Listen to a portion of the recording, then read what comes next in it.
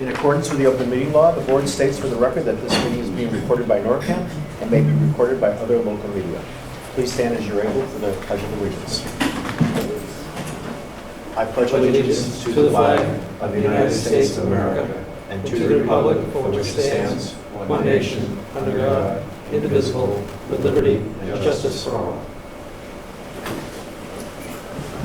We have present our newest select board member, Mr. Tyler. Congratulations on your election. Welcome. And he is going to be our clerk going forward for the year. Mr. O'Leary, of course, is here, and myself. Catherine Warren couldn't make it tonight, so she'll be joining us on Wednesday. And Mr. Massey is tuning in from remote, so he'll join us again. All right. We're going to change our schedule just a little bit. We're going to start right off with the public hearing. And this is for the application for Santa Fe. Here we go. So first of all, who do we have? First of all, do you have anything about that? Yes, hearing notice. Yes, please, hearing notice.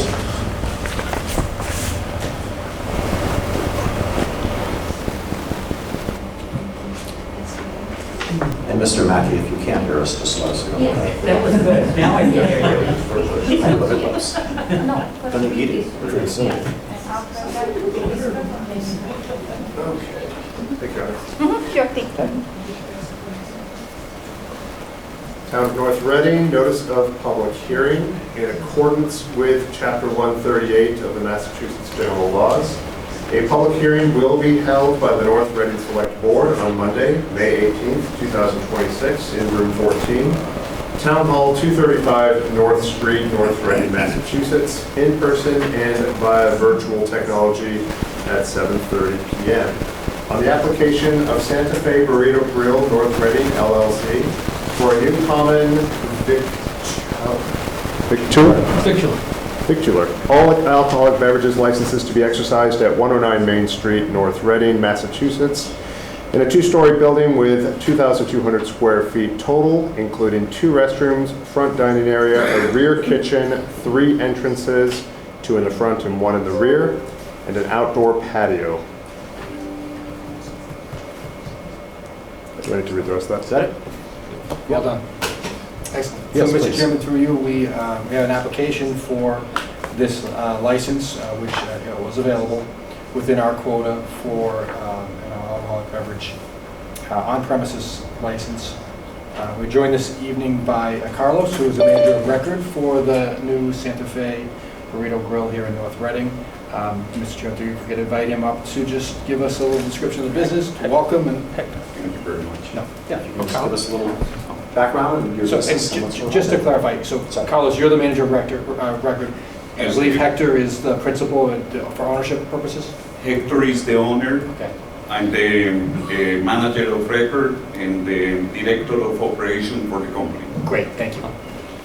I'm Carlos Echevarria from Santa Fe Burrito Grill, and we're here applying for the full liquor license.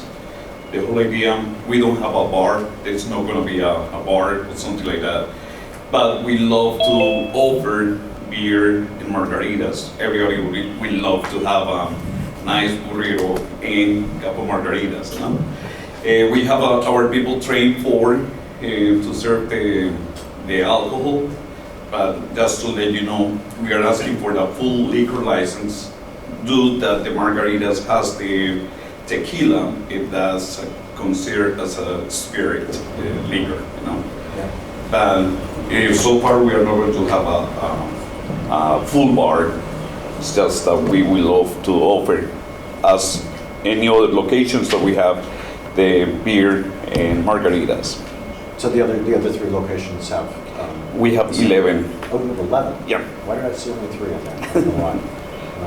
You have 11 locations throughout Boston area? Yes, sir. Okay.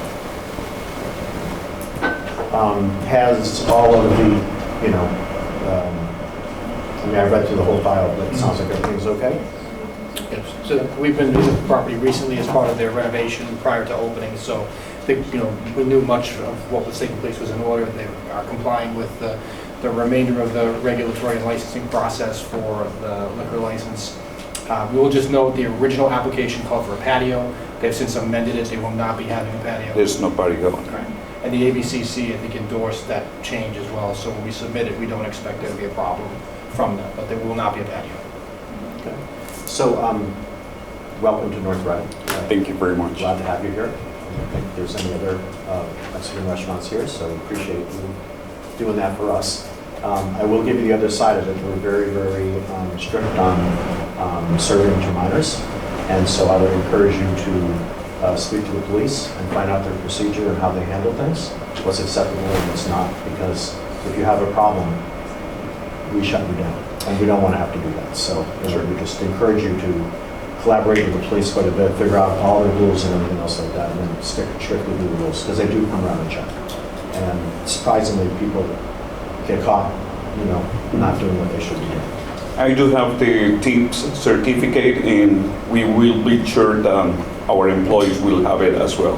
Great, but we really welcome you here, so thank you. We hope your business thrives. Thank you very much. Any other commentary from my Public comment? Oh, yeah. Oh, sorry, yes. Any public comment?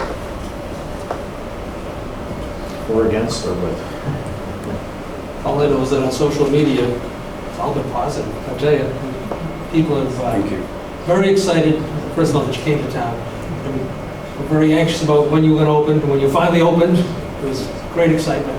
And the response has been great, and it's going to be even better now. You have the ability to serve your margaritas. Yeah. And we look forward to much success for you. And again, we appreciate your investment coming to the community and becoming part of the community.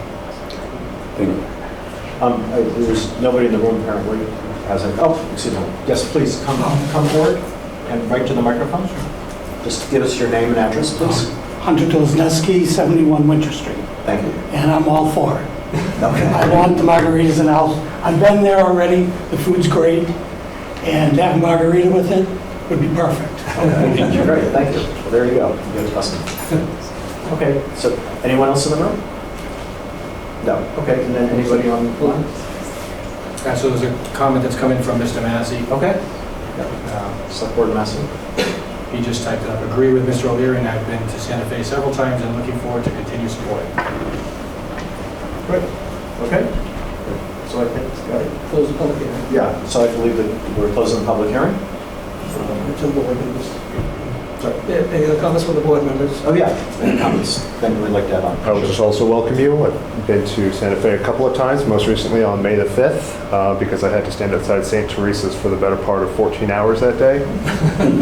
So it was quite the fuel I needed, and I had brought one of my supporters along for dinner that evening, and it was her first time, and of course we didn't realize at the moment that it was Cinco de Mayo. So it was quite festive, but staff handled it beautifully. I mean, it was busy, it was bustling, and it looked great, and it's very exciting. And I said, I emulate what the gentleman just said about. I fully agree. I think this is great. Thank you very much. Okay. Nobody else? Okay, I think we have a motion. Mr. Chairman, I move that the Select Board approve the new on-premises restaurant, all alcohol beverages and common victular licenses for Santa Fe Burrito Grill, North Reading LLC, doing business as Santa Fe Burrito Grill, located at 109 Main Street, North Reading, Massachusetts, as proposed in the submitted application and subject to all applicable Massachusetts general laws, local bylaws, the approval of the Alcoholic Beverages Control Commission, and compliance with all regulatory department requirements, and further to approve Carlos Andres HRV. Ocampo as manager. Second. Okay, motion by Mr. Tyler, second by Mr. O'Leary. Any further discussion? Hearing none. Mr. Tyler? Aye. Mr. O'Leary? Aye. Mr. Massey? Aye. And Mr. Wallner is aye. Unanimous. Ms. Moore is absent. Congratulations. Congratulations. Thank you very much. Thank you. Good luck. See you on your jet tomorrow, right? Tomorrow, that's for sure. Now we're Probably going need to to. go to proclamation for Beyond Bagels Day in North Reading. Mr. Chairman, if I might, before the proclamation is read, we have as we welcome one new business to the community, we're going to be saying farewell to another. 24 years serving our constituents in our community, Beyond Bagels. Toy and Chris are here this evening. It's just a, Stand up, come right up to the... it's just an opportunity for us as a community, as a board, to thank them very much for being very much a part of our community, not just the business community, but our community as a whole. They're part of the family. And when the word got out that you were, closing at the end of the month, there were a lot of people scratching their head saying, "Where are we going to go?" And it's a sad day for us, but it's also a celebration. Again, we certainly appreciate all that you've done for the entire community for all these years, for 24 years. And we know it's hard work. People have been asking, if you get another location, can you do it? And as Chris said, and you said, Toy, I think we're going to take a little break and well-deserved rest. 7 days a week for 24 years. You've earned it. Thank you. We thank you very much for being such an integral part of the community for all these years, and for servicing us so well, and knowing everybody by name, first name, and giving people hugs as you saw them. That's going to be sorely missed. And, Mr. Tyler has a proclamation that the board will be voting on. Do I read the proclamation first or read the motion for the proclamation? Motion for proclamation. Yeah, you can read the motion Yeah, first. let's do the motion. And then we can vote on it. Do a motion, then a second, then read the proclamation, then take the vote. Oh, okay, yeah. Mr. Chairman, I move to declare May 31st, 2026 as Beyond Bagels Day in North Reading, and to approve the associated proclamation. Second. Second, so... And then you can read the proclamation. Proclamation. And then we're going to hear from Toy and Chris. Whereas, for more than 24 years, Beyond Bagels has been far more than a place to enjoy coffee and breakfast. It has been a part of the everyday rhythm of life in North Reading. And whereas, the owners and staff created not just a business, but a welcoming space where patrons became known and welcome regulars. And whereas, Beyond Bagels has been present for countless moments in the lives of residents, marking the starts of busy days, quiet mornings, and years of memories shared across generations of families. And whereas the North Reading Select Board recognizes with deep gratitude the loyalty, kindness, and mutual support between Beyond Bagels and the community, especially during challenging times when neighbors showed up for one another and strengthened the bonds that defined this town. And whereas, while Beyond Bagels will close its doors on May 31st, 2026, the sense of connection, warmth, and community it fostered will remain an enduring part of North Reading. And now, therefore, we, the North Reading Select Board, do hereby proclaim May 31st, 2026 as Beyond Bagels Day in the town of North Reading, and encourage all residents to reflect on and celebrate the role Beyond Bagels has played in their lives, and to thank the owners and staff for the care, dedication, and sense of community they shared so generously. Very nice. Toy, you want to come up and say hello to everybody? Hi, everybody. I just want to say thank you to the North Reading community for all that they have been to us and all that they have done for us. We couldn't have stayed here for 24 years without the community. The community has been amazing to us. They're like our second family, and we're going to miss everybody. It's it's going to be hard for us to leave. Yeah. Of course. It's been a wonderful 24 years. My family bought this when I was around 4 or 5 years old. 29 now, so it's a good chunk of my life. We're very grateful for the community and everybody who came out during this past month to show us support and love. We're very grateful for the people who have walked into our doors the past 24 years. And there's about 13 more days left, so we hope to see more faces, new faces, old faces, anybody who can come back and say hello. And we're very grateful for you all. Thank you so much. Thank you. I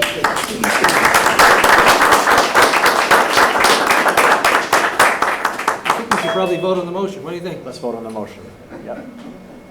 Mr. Tyler? Aye. Mr. O'Leary? Aye. Mr. Massey? Aye.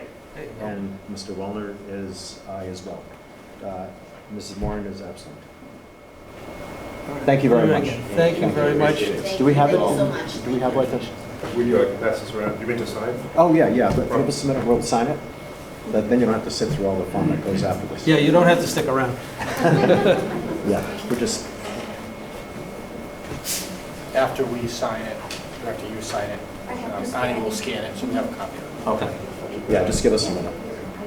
Thanks. Thank you.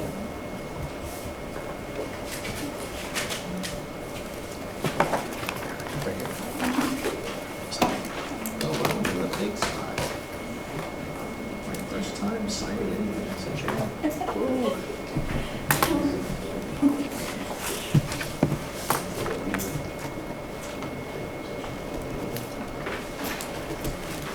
Signature should be on that. We don't have, should wait.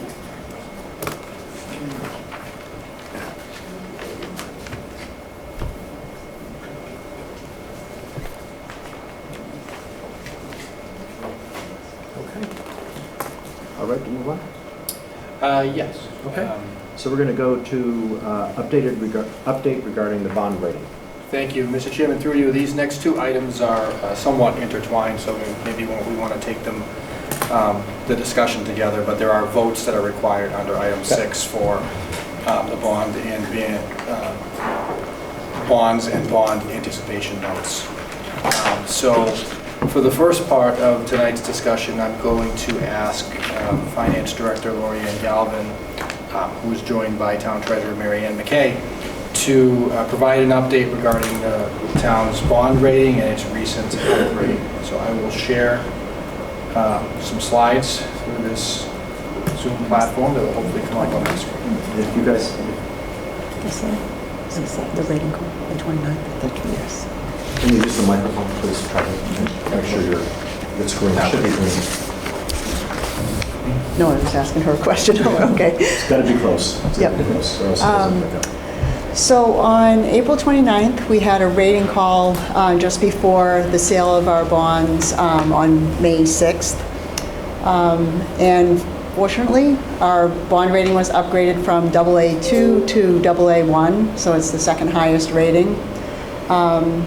And we had a discussion with, after that rating call with Hilltop Securities to, kind of find out what drove the increase. So the contributing factors, there were a number of them. The first was the growth in our tax base.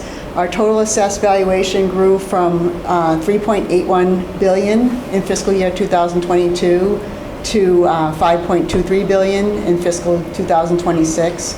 So the fact that we have continued new growth each year, and which will be continuing into 27 and 28 with some of the small development projects that are going on, did well for us. And then another big factor is the resident income levels. Our wealth levels are considerably above state and national medians. The other contributing factor was our conservative fiscal management. They cited our multi-year trend of like a balanced budget and consistent revenue performance. Each year we've had a good free cash balance. And obviously one of the contributing factors to 26 was the use of ARPA as revenue replacement, which allowed us to have about $3.5 million of free cash that we didn't previously anticipate. And we were able to bolster our capital improvement stabilization fund. So, the fact that we've maintained that trend, Moody's has been watching. The other thing that really helped us was our long-term liabilities have declined. And when they talk about that, they mean our OPEB and our county retirement. So that went from 261% of our revenue in 2022 down to 187% of our revenue in 2025. And the main reason for this is the interest rates with which that they use to discount our retirement liabilities are substantially higher. And they're seeing this like across a lot of municipalities because of just the interest rates and the rate of growth of our more or less investments. The OPEB is in an account, the county retirement, we get an assessment each year and they expect it to be fully paid off by 2036. And it's been able to advance because of those interest rates. The final piece that contributed was our improvements in our fund balance and our reserves. Each year we make a contribution to our general stabilization of about $350,000, and we've been putting a substantial amount aside in our capital improvement stabilization. So even though we have, like our debt is a fairly high percentage of our, or we have a higher debt ratio than some of the other municipalities that are in this classification, because we have all these elements working for us, especially the wealth, our management, and our savings, it would push us into the next level. So as a result, if you want to go to the next slide. When we received the bids, we did receive 6 bids, and the interest rates, as you can see, range from 3.2 to 3.35. Originally, when Hilltop Securities forecasted our debt for us, before this sale, they were using a rate of probably about 4.25. So to be able to have these rates is fantastic. We did ask the question, what was the difference of the AA1 rating versus the AA2, and they forecasted that it's about $45,000 over the life of this bond. But they said right now in the market, there's not a lot of disparity between the AA1 and the AA2, but that's volatile. So in another time period, we might see that impact would have been greater. And similarly, Mike, if you go to the next slide, now this is harder to see. These were the bids we received on our bands, the short-term borrowing. So again, under 4%, so 3.5 on the short term. And we were in the 4s before. Yes, so the last one was just at 4. Yeah, I think. Yeah. I think. So we were happy. It just goes to show, especially building your reserves, really helps. Got some of this great news.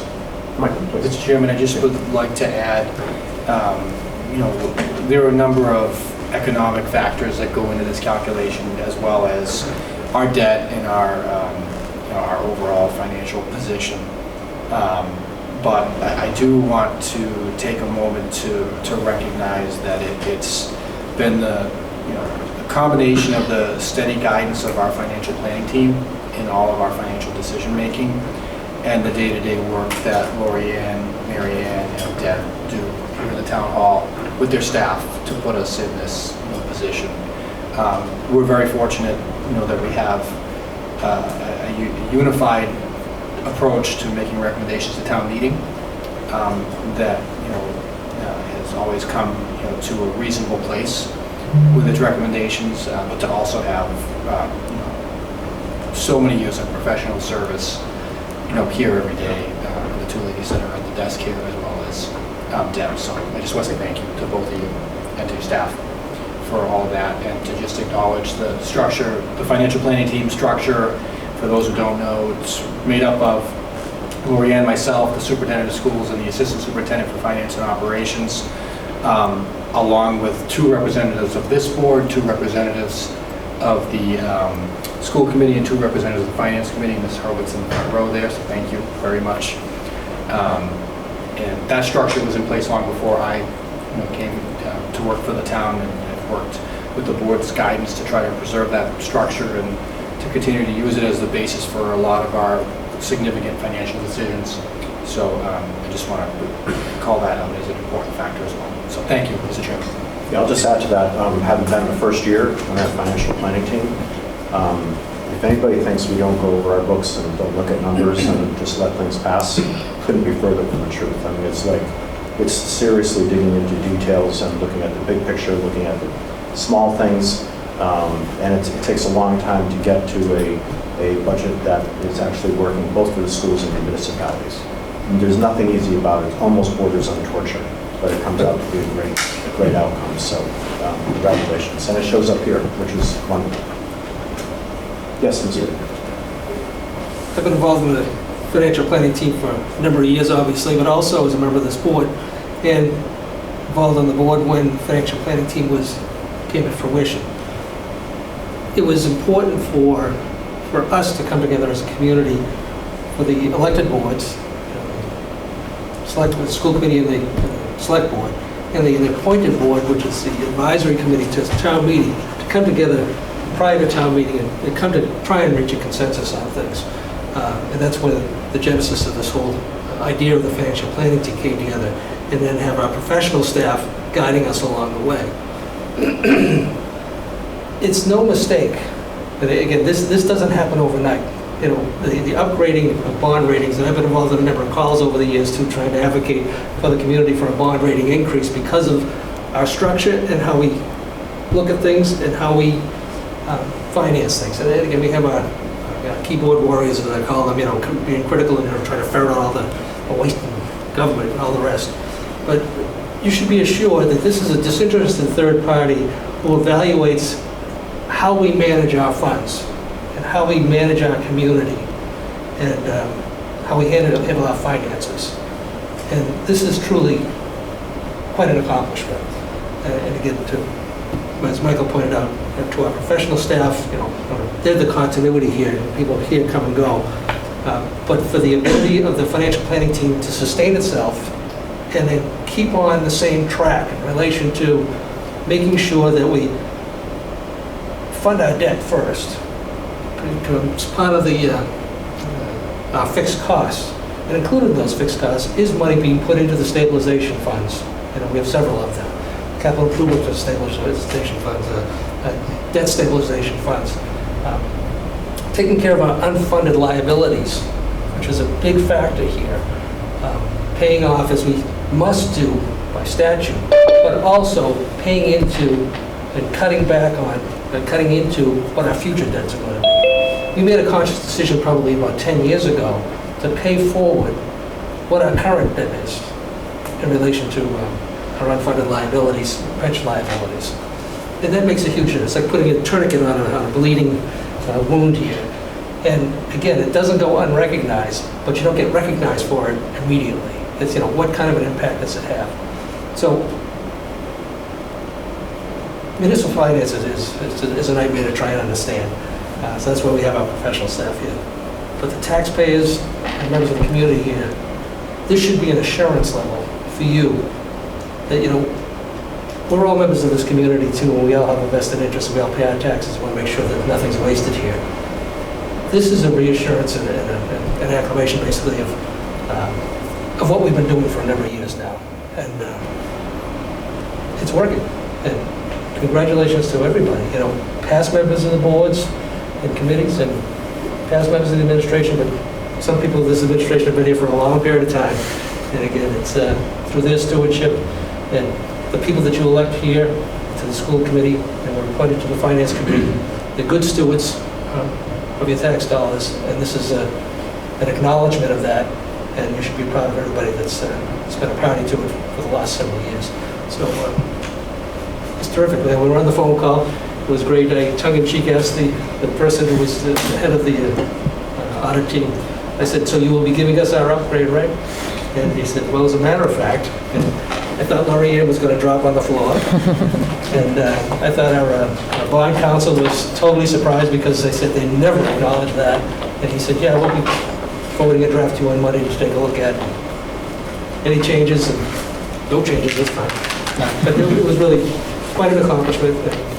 It's been great. So again, congratulations to our professional staff and to the past financial planning team and town meeting for following our guidance, because it's working.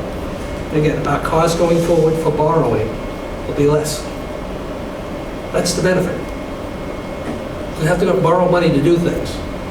And you know, you're rated, and it's going to cost us less now. So that's a great thing. So congratulations to all. Thank you for acknowledging it publicly. Thank you to the Transfer for putting an article in the paper about it, because it is a big deal. Thank you, Mr. Chairman. Thank you. Mr. Abbott, anything? Hi, Lori. Just want to say congratulations. I do have one quick question. On this slide, it said you had up a minute ago. I can just read off here. The one where you had the list of bidders, and at the bottom of that slide says estimated savings of A1 bond rating versus A2, the 45,000. What is the life remaining? Is this for a new bond or is this an existing? No, bond? for the life of this particular borrowing, Yeah. what is the longest project? It's about 20 years? 20 years. So for the 20 years, yeah. So it's across all the projects in that issuance. How many we have? Oh, how many we have?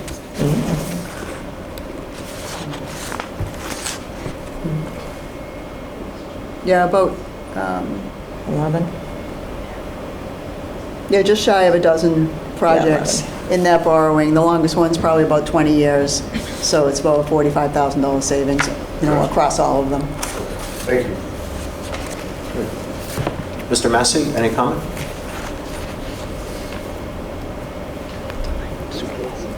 You may be tied up. Yeah. He did submit a comment. This isn't self-interested. He said, Mike, don't discount yourself either. You deserve a great deal of good. So he did comment. Thank you. Appreciate that. All right. Okay, so I think we have a motion.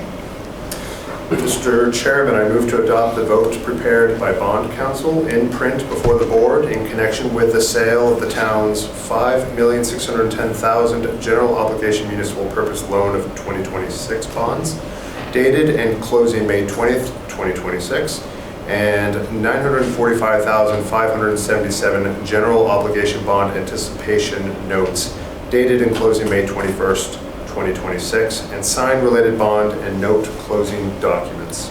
Second. Okay, motion by Mr. Tyler, second by Mr. O'Leary. Any further discussion? Oh, please. Yes, hi. So all the bonds that you need to sign, they all have the red tabs. So I'm going to wait for them because they're being picked up tomorrow morning, so I will wait to make sure that they all get signed. All right, Three signatures is sufficient. 3 signatures, yes. And there is one page that's just the clerk has to sign, and it does say clerk. Again, there's You can 2 more. start right here, So, work our way down. but I need 3 signatures. Correct. It's the clerk. Oops. Good deal. Are those the same as the one in Pearl? So Mary Ann, just the red tabs? Yes. They're on both sides, though. When you get through halfway through, it's on the other side. The Oh, tabs are on okay. the other side.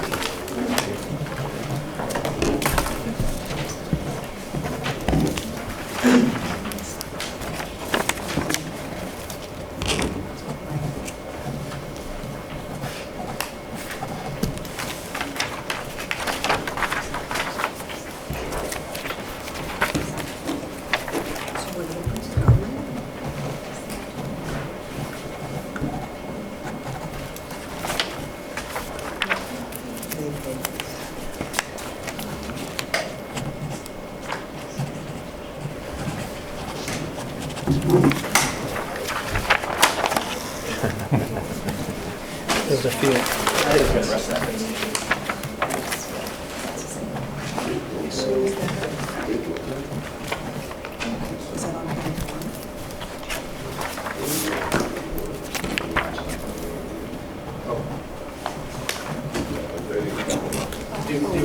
Did we actually take the vote? I know you're signing right now. We have not. Oh, Thank you. There was a motion and a second, right? motion and second, Mr. And then there was a discussion, you're right. So we have not taken the vote. Should we take a vote? Yes, we should. Okay, should we stop for a second? Yep. All right, so on the motion, Mr. Tyler. Aye. Mr. O'Leary. Aye. Mr. Massey. Not present. Aye for the chair, and Ms. Morton is absent.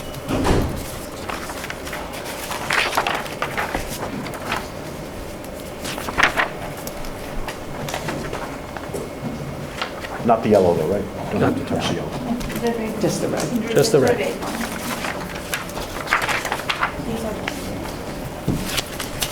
Okay, these are all set? Yep, Steve and I both done this.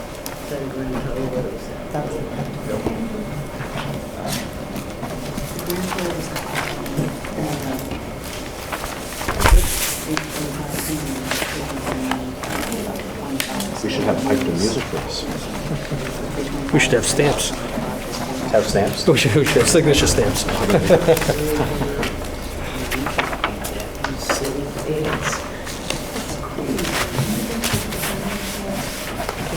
Thanks for cleaning up after me. You got it. No problem.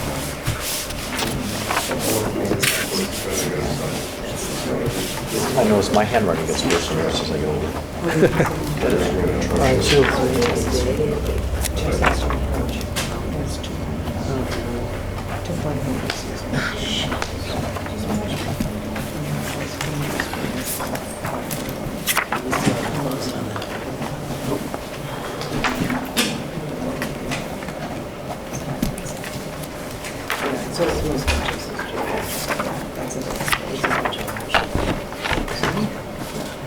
That's it here.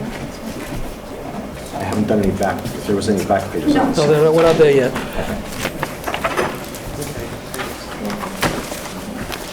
Thank you.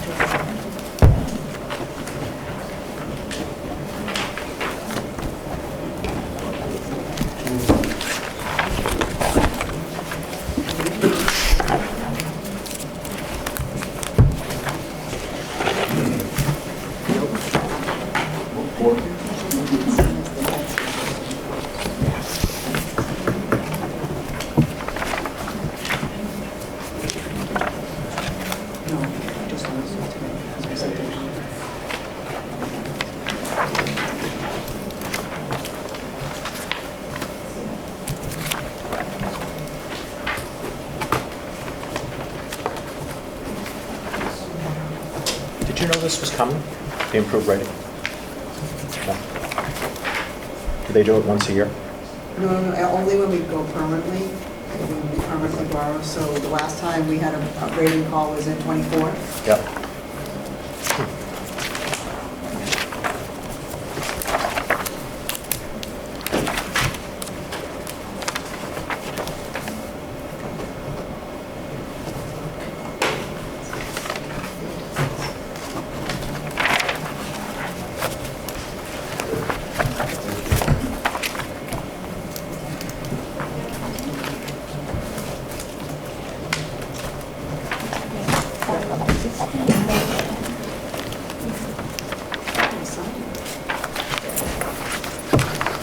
Almost there.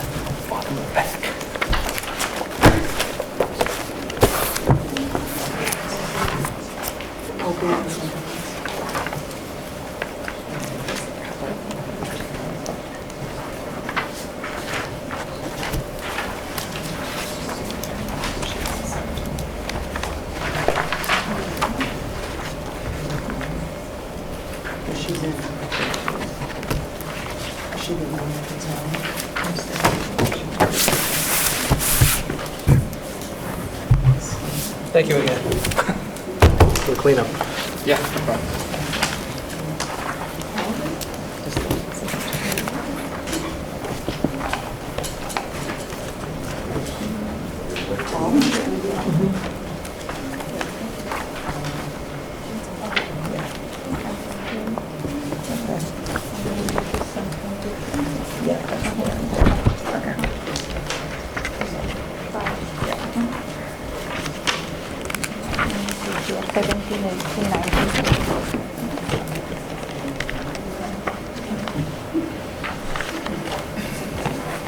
That's everything. I didn't see the front and back though.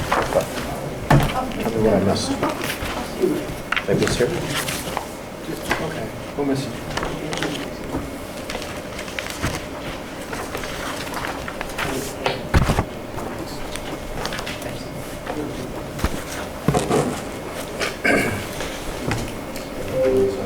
No, it's Tom. Not seated.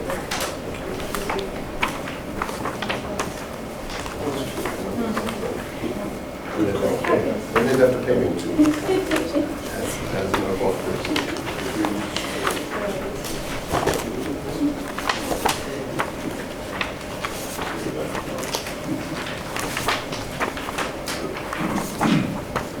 Thank you, Mrs. Smith. I missed one. Oh, thank you. It's in a hurry.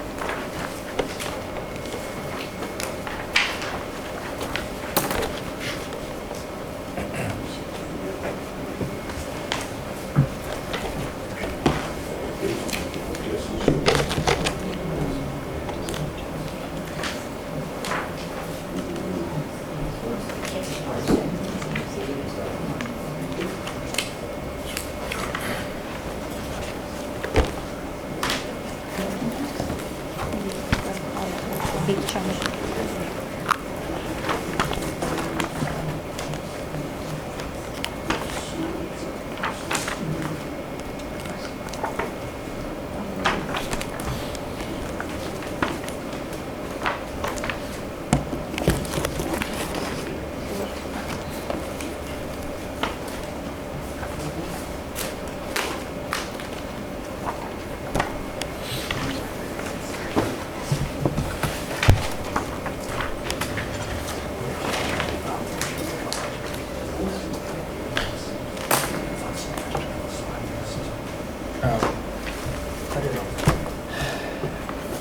Yeah, it's worth the discussion. It's fine. It's worth discussing.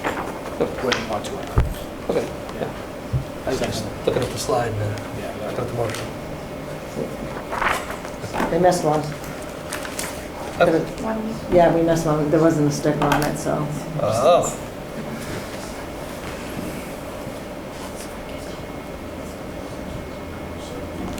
I didn't pull it off as a joke, you know.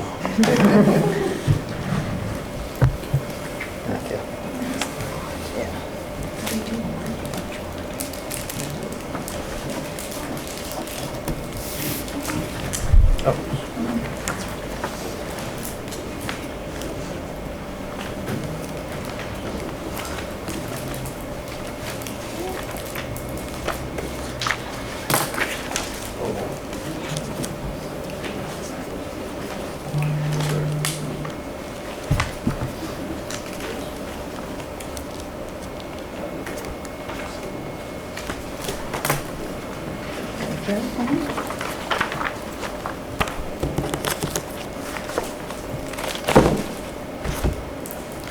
Okay. Yes, I believe. Thank you. Thank you. All right, thank you very much. All right, so let's move on to I think level 2 water use restrictions is next.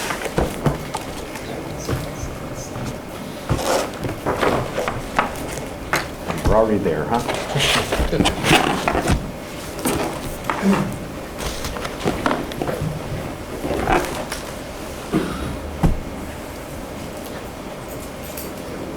Thank you very much. Hey, Matt. How's it going? Good. You have the floor. You tell us how it's going. So I have a small little presentation, kind of just a review of where we've kind of been through and then what we're looking for tonight. So just an update of the water use restrictions for North Reading.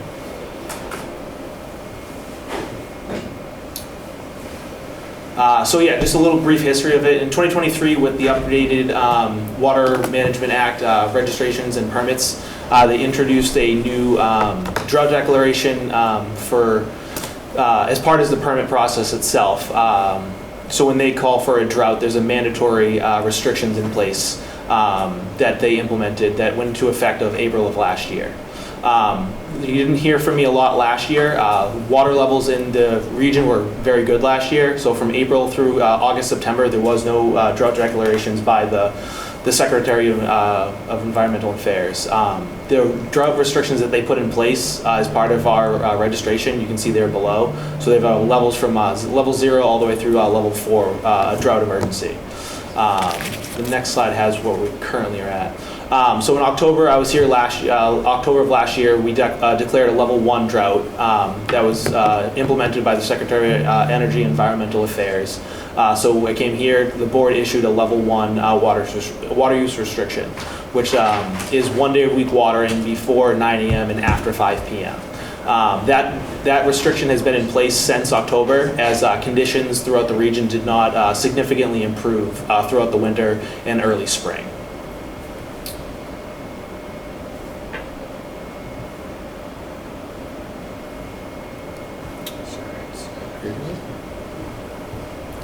So they updated on the level on May 8th, which is 2 Fridays ago. The Secretary of Energy and Environmental Affairs declared a level 2, a significant drought for the Northeast region. And in accordance with that declaration, the guidance is outlined below as part of our Water Management Act to implement a level 2 water use restriction, which is all essential outdoor water usage. Watering is banned except for drip irrigation and hand watering of gardens. So as you can see on the chart, that would be a level 2 on their four levels of restrictions.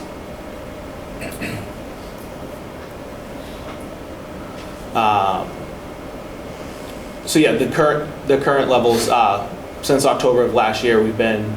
Oh, you went backwards, wrong side. Back to 3. That should be out of place. So that's the charts that they put out whenever they make a new declaration. As you can see on the top portion there, we're in the northeast section of this map. So they break each section of all of Massachusetts up into different regions, and they monitor the water levels, the streams, and the water resources of communities throughout each and every region. So tonight, looking for the board to approve and implement a level 2 water use restriction that would be effective tomorrow, when I can make the changes in our system, as well as notifying to the right authorities. And the other thing I'm looking for is due to the potential and multiple drought declaration changes that can happen between board meetings, we're looking for a recommendation to have the board designate a town representative to update the water use restrictions as they change. This would help to ensure that the restrictions are adjusted in a timely manner, whether the conditions tighten or they're more relaxed restrictions implemented. Just for reference, the people that make the declarations and advise through the information that they figure out, they're meeting on this Thursday to look at the changes that we've had just in the past couple of weeks since they made the original declaration. So things can happen rapidly, and obviously the board doesn't meet as quickly as some of these things can happen. And the way that we're situated right now is the board to make those changes. So that should be anything else? Into those slides. No. Okay, go ahead, Mr. Lee. This action actually brings us into compliance with what we were talking about for a potential bylaw change, which really isn't necessary so long as we take appropriate timely action. Correct? So, if you recall, Mr. Chairman, we're going to have a warrant article to actually implement this through a bylaw, but it isn't necessary if the board takes timely action to react. And again, these types of restrictions that are placed, we really don't have much choice. Correct. If we were not to comply. Yeah, so that would be things against our registration with the state, which authorize us to sell water to people throughout the community. They issue every town a registration and a permit, so it would be against the registration that they gave the town. So again, the town of Andover is going to be under the same restrictions, so therefore they would have to comply with this. Yes. As their major customer. Yes. It's anticipated that we would comply also. Correct. And then as far as the suggested individual, who we're talking about, someone like yourself, DPW Director, Water Superintendent, Town Administrator? Yeah. I would suggest the Director of Public Works. You would? Yes. Oh, okay. All right. Very good. So 2 questions. I had 3, but you just answered it. What does non-essential mean? So non-essential would be essentially lawn irrigation. So that's anything that's deemed non-essential. So if it's for business or if you have growing food or anything like that, that falls into different guidelines and different restrictions.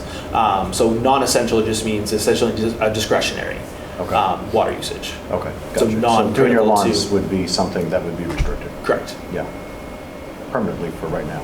As of right now, the level 2 would be a no outside water usage At all? other than hand watering. None of this odd, every other day or whatever? Correct. Yeah, okay. And how are we going to get the word out? Because So it's going to be posted to the town website. That's where the main changes are going to be made, and then people are going to be directed to there through social media posts and or the town transcript. yeah, definitely get the transcript. Yep. Please, yeah.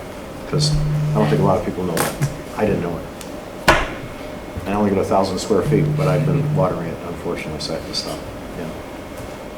But as far as, excuse me, Mr. Chairman, Yeah. just one other thing, as far as, I mean, a lot of people have invested a lot of money in their lawn, obviously, in irrigation systems, and gaining compliance is going to be difficult. How are we going to manage that? Management will be through necessary for the system line. So as is needed for compliance, it would be as needed as the system calls for it. Okay, are there, if I recall, are there fines associated with people who are not I believe compliant? the town's bylaws have fines that can be implemented. Okay, so I mean, and that's going to be part of the message? Yeah. Yes, yeah. Mr. Gilberto? I mean, I think our intention is to continue utilizing enforcement based upon our system's performance. So we're going to have these restrictions in place because we're required to have them, but our focus is going to continue to be on how is our system performing, how fast are our tanks refilling over the course of the overnight. So I think, while we're certainly going to educate people as to what the required restrictions are, our focus on enforcement is likely to be tied to how the system is performing. How it's performing so that we can meet our fire management Correct. needs and our potable water needs? Correct. Not necessarily in that order. Potable water first, then. Yeah, both come hand Both. in hand. Yeah. Both coming, okay. So, All right. Anything? Sorry, as the new member, what is your name, please? My name is Matt Prince. I'm the water superintendent. Thanks, Matt. Nick has a message up. Prince, you said? Prince, yes. Does level 2, what is that? I don't see anything on these restrictions, but just given from what I've seen in town, what about washing personal vehicles in your driveway? I think for level 2, that would fall under a hand hose. So you'd be watering with a hose itself. It mainly just calls for non-use of irrigation, like permanent irrigation systems. Okay. Has North Reading been under a level 2 drought in the last 5 years? No, not in the last 5 years, no. When was the last time we were at a level 2 or worse? Probably. So this is new since 2020, 2023, technically 2025. Before that, we had different restrictions in place. The last time that we were at a no outside watering for our needs was, I want to say, probably 2016 or so, 2016 or 17. We had a really dry summer. We had demand issues where we couldn't meet the required needs of the town for potable water and fire flow safety. So we put it on the restriction at that time. But that was the last time we had a complete ban of water outside. Forgive me if this is outside scope, but or your knowledge, but I assume this guidance from the state is based on measuring of the water table? Correct, yeah, they measure streams, brooks, water reserves, infrastructure for reservoirs for communities. So they'll look at Andover's reservoir and their levels and make the changes based off of that. Okay. I'm sure you can't answer this, but have they given any guidance like how much rain would we approximately need, say this summer, before we could maybe get downgraded to level 1? So the information that I looked at were about 3 to 4 inches below the average currently right now. So I guess in the inverse of that, we would have to have a rainfall more 3 to 4 inches beyond what was average to catch back up to where a good level is, like the average level. Probably surprised a lot of people to know that 26 or 30 inches of snow at one point we had on the ground not long ago didn't equate to that much water. Yeah, so the levels out throughout all the winter. Technically, obviously it's non-irrigation times, but in the middle of the winter, because we were so low on snow totals, we were at they actually issued a significant water ban, or not a water ban, but a drought level, just because of the amount of snow totals that we had throughout the region was significantly lower than we had in years past. So that'll kind of like winds up into tying into together, where we got a lot of snow in those late months of the winter. And that kind of changed it from where it was previously in November and December, in the middle of the winter. Thank you. No problem. Great, thank you. Mr. Massey, any comments? Mr. Massey has typed a comment in. It says, with the value of people's homes in our town and the money they spend on their lawns on top of the price they pay for water, I am going to vote same as I did last year, and that's a no. Okay. Speaking of the vote, we have a motion. And we might want to, Oh, sorry. just as far as the motion we have before us, you might want to just to modify it as you make it, Mr. Tyler, just to include and to designate the Department of Public Works, That's right? The Director of Public The Works. Director of Public Works, and as a, what, designee for what? And what was the term you used on the slide? Yes.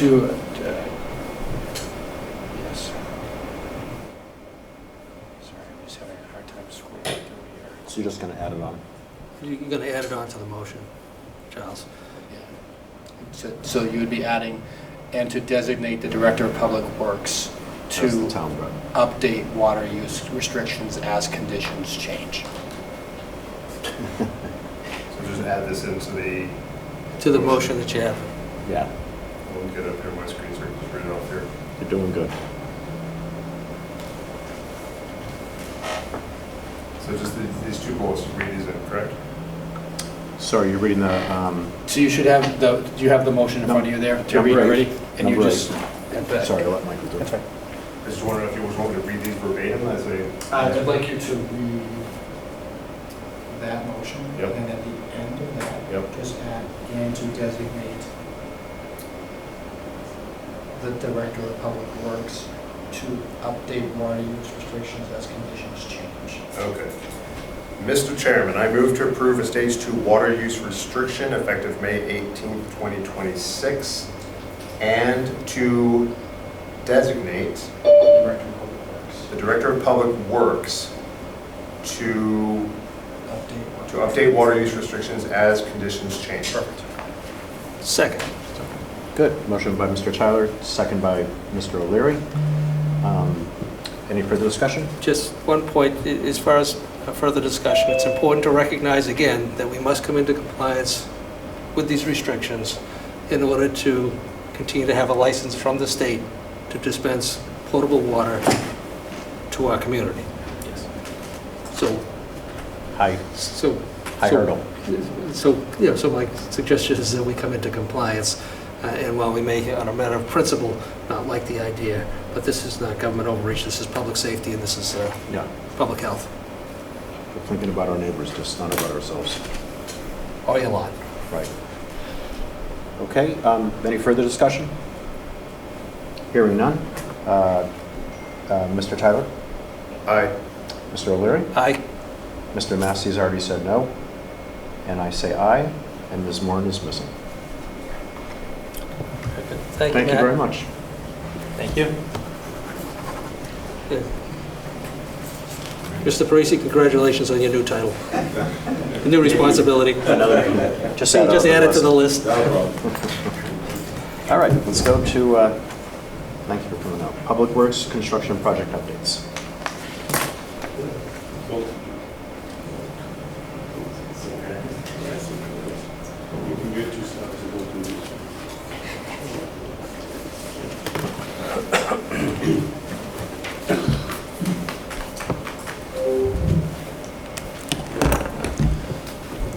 What are we starting with? My first. Did yours change from what he sent? Just what I gave you. Well, there was an email from. Yeah, that's whatever. It's easier. It was mine.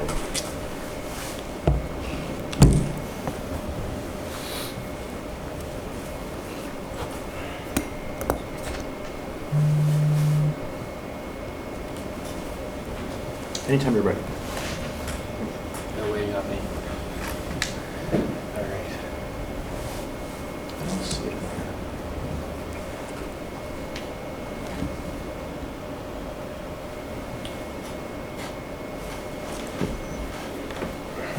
Oh, boy. Glory in here. Well, good evening, everyone. I'm Dan O'Donnell, the town engineer for North Reading. I'm just here to give you a quick update on the engineering projects that we have going on. It's just some of the ones that we completed. I'll try and go through this quick, and then we can come back for questions, if that works. So 2025 roadway improvements, we completed Euclid Park in the Oakdale Road neighborhoods. That was a full depth reclamation. And then we squeezed in this past fall, Concord Street Mill and Overlay, which I think worked out pretty well. And we did just recently do the line striping and the crosswalks. So I'll move to 2026 roadway improvements we have planned. We have North Street, Lowell Road, Colden Place recycling, and the North Street sidewalk extension, which will come right out front here from the town hall down to Lowell Road. And then there'll be a crosswalk going across to the driveway apron of that Martin's Landing, the driveway entrance there. The limits of the paving will be Lowell Road from Benevento's entrance down to Main Street, and then North Street from Lowell Road to approximately Pomeroy Road, which that's approximate right now. We might continue based on the funding towards, because the water patch goes to Moose Hill there. So this is expected in this summer. Contract is in process right now. Seal Coating Incorporated was the low bidder. We have drainage and water service improvements that have already begun. I believe they're out there right now doing some drain work on Lowell Road. I can move on to Mass DOT Municipal Paving Program. Now this isn't part of our funding. This is fully funded by the state with their municipal paving program. It'll be a 2-inch mill and overlay of Route 62, and that'll span from the Middleton Town Line to Bow Street, right around the library, the second driveway apron. There'll be a new crosswalk right there, and that will, I guess I can, so that will be June 21st is the expected night work for milling, and then followed by paving. I would say it'd be 1 to 2 months project duration. So as you can see with Route 28 paving project, you know, they come back for the aprons after and some of the sidewalk work, and then line striping to complete the project. So to complement that, we got the additional funding for Town Center Mill and Overlay. That's also anticipated for the summer 2026 after the temporary library ramp is removed. And that's, you know, due to the elevator repairs. So this will be a mill and overlay of portions of Park and Bow Street, the triangle, if you will, and then going to the driveway apron for the Batchelder and the parking lot where the wastewater treatment facility is. Do we have a question? No. Okay. So roadway. Don't get nervous if I pick up my pen. So roadway improvements. This is for the FY27 capital improvements. You know, pending June town meeting. We have, this is what was considered groups 6 and 7, which was the last of my predecessors' groupings, which included Turner Drive, Fieldstone Way, Pickard Lane, which will be full depth reclamation, and then Harvest Lane and Pleasant Street will also be full depth. I also have on there just a 2-inch mill and overlay of Cedar Street, which would be considered, you know, a one-off street.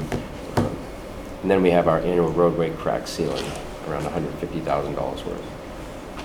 As far as this Turner Drive, Harvest Lane, all the rest, is that, you say fiscal year, are you talking calendar year 2026, or are you talking in the spring? So I might break it up in a fall and then maybe a spring, just so it's not, you know, too intrusive. Well, I think some of these people wouldn't mind if it was yesterday, but, yeah. Yeah, I understand. But you're talking fall, spring? Yeah, I think so. Yeah, fall and spring. Right, thank you.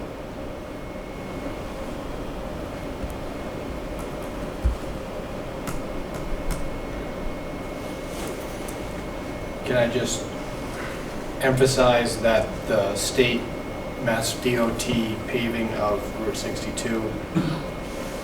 The milling of that road is going to be overnight work. It's the only way that we can safely do the work, given the amount of traffic that the state can safely do the work. This is not something that was planned or identified as a work method lightly. The director, the town engineer, I believe the fire chief, I know the police chief, the safety officer were involved in the discussion with the contractor and with the state about this, but there really is no viable detour in town, so they really, I think in the interest of safety and efficiency, felt that night work was the way to proceed, and it will be a rolling milling operation, which does create noise, it does move fairly quickly from one place to another, but just so that everyone's aware, there will be an impact in the overnight hours. There'll be disruption. Shouldn't be more than 4 nights, I don't Okay. think. Thank you.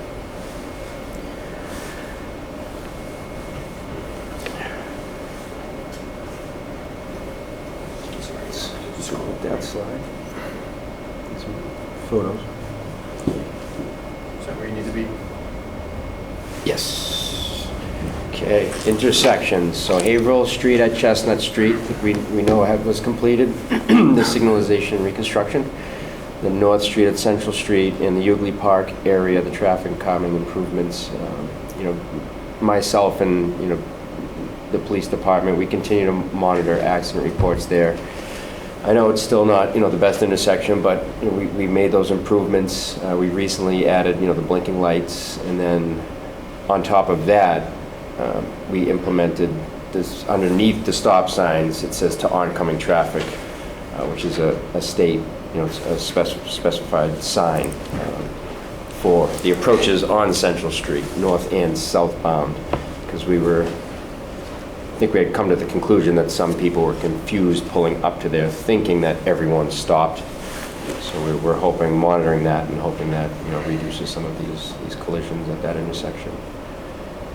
So the 2026 intersection project, we have Park Street and Central Street, and it's currently temporary signals, and that will be turned into permanent signals with 2 mast arms.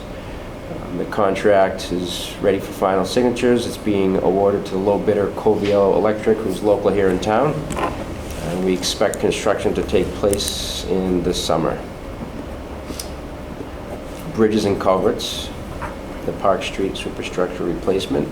That was opened for travel on October 9th of this past year. $500,000 Mass DOT small bridge grant reimbursement has been received.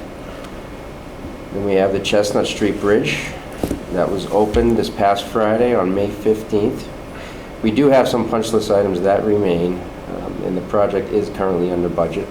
They have some wetlands replications they still need to complete, and our engineer consultant had just sent a little punch list.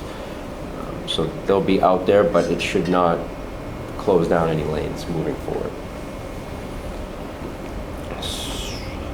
So for Burrows Road culvert replacement, Mass DOT last year had confirmed some of the repairs that DPW crews made were sufficient. The road is currently safe for traveling. I can add that it's rated at a 4, which it should be addressed. I think, I'm trying to recall now, Chestnut Street I think was a 3 or a 2. So we just received that report. I actually got one this morning, and it's still at a 4, which is okay. And we recently just got a hydraulics and hydrology report, and the analysis showed little flood impacts between different repair methods, such as slip lining the existing pipes and then to installing a clear span bridge. There wasn't much of a difference in the elevations in the before and upstream, downstream. So that's just something to think about when we're determining our repair method. Excuse me, just in relation to that, Yes. the state isn't going to have any more say in this? I mean, as far as the impacts downstream, that's always been a concern and consideration, Yes. which could significantly impact the costs associated with a replacement as opposed to repair. Are we now being told by the state that the repairs are sufficient for the time being, or we're still looking at a bridge replacement? We're still looking at a repair method. The repairs are temporary. And I know we had talked about a more permanent temporary fix that was deemed kind of unfeasible, budget-wise, just due to the underlying soil conditions. Like there's not enough, soil bearing for what we were thinking of a slab. And TEC had reviewed that with us. So right now, I'm talking with a company for slip lining, and I did apply for the Mass DOT, the small bridge grant, and we have not heard back, so that is another option. So we're still awaiting the final report. We're going to have another meeting with the H&H, the company who did the hydraulics and hydrology report, just to determine what we think would be the most feasible option. But that's coming in the not too distant future, as far as... Correct. Yep. And it could be significant costs. Could be. I mean, we were talking... Yeah, so we're trying to make the smartest decision. Right. But we were talking...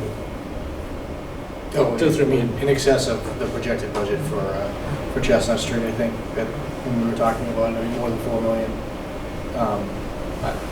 My understanding is that there's some alternative for something that might be lesser, extensive, but I think the department still has to work with DOT to understand how acceptable that actually is. I mean, the initial response to us is if you don't reconstruct or replace with a new bridge,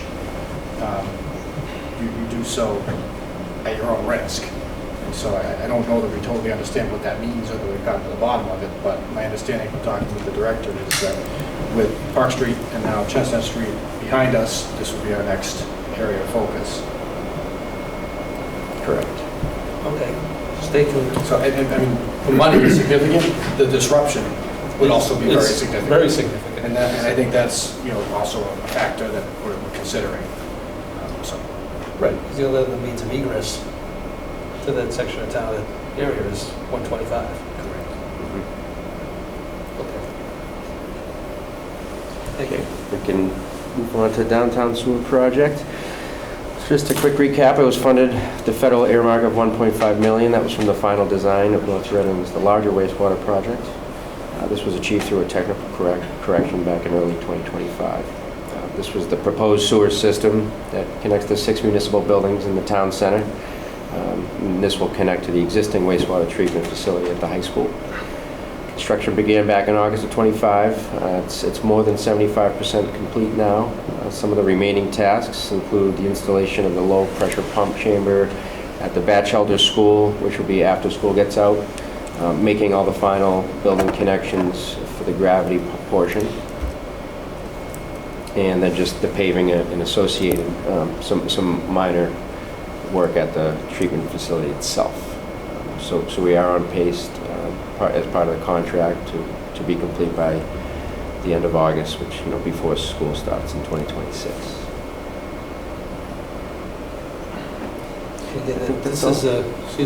This has been a goal of the previous boards to do this. When we built the middle school, high school project, we put a wastewater treatment plant in there sufficient in size and capacity to handle, as far as a foresight thing, to tie in the town buildings, because obviously the cost of replacement of septic systems is extremely costly. And again,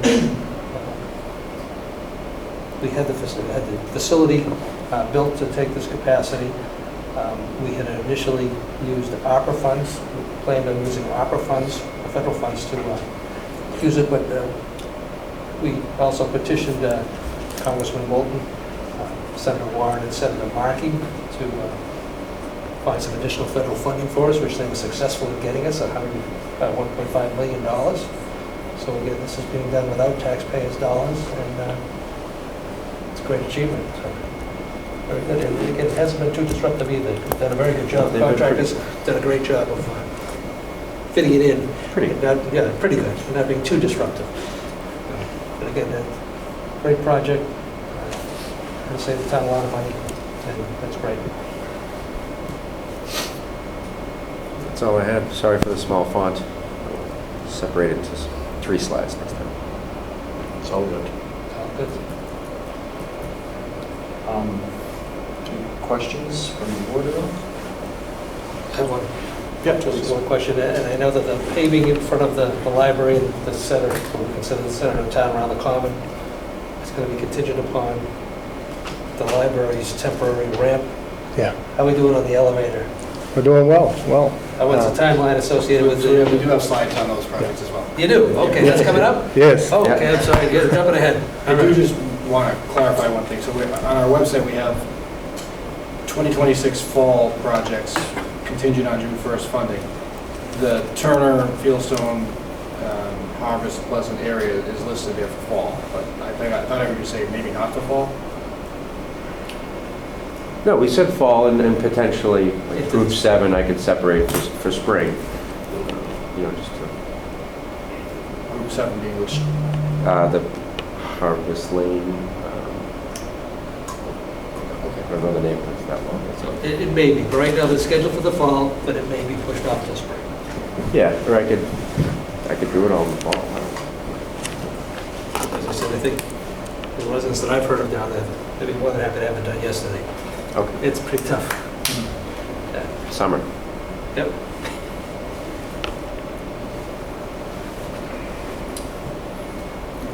Any questions? One question, I'm sure it's been asked 100 times before. North Street and Central Street, does that have to be a two-way stop? The sight line restriction for the steepness, the grade of the hill coming down. I figured. All right. So we'd be able- that's the, big picture. We would love to be able to regrade that whole thing and, add retaining walls and have it be more open and flat. Yeah, I figured that was the answer, but I thought I'd ask.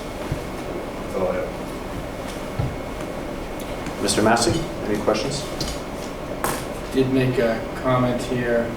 Thank you to all the DPW for a successful year and strong plan moving forward. Thank you. I'm good. All right. So, thank you very much. Switch So now we go to the facility. Now we get to the library. Now we get to the library. Yes. Sorry. Jumped the gun. All right. A lot on your plate. Good evening. My name is Todd Wokel. I'm the Municipal Facilities Manager. Thank you for this opportunity to discuss some facility projects and the status of those projects. I'd like to first start off with the elevator modernization project. The elevator modernization project was approved June of 2025's town meeting. The project includes replacement of the elevator cylinder, the piston, controls, and the cab modernization. The existing piston and cylinders were successfully removed and replaced last week.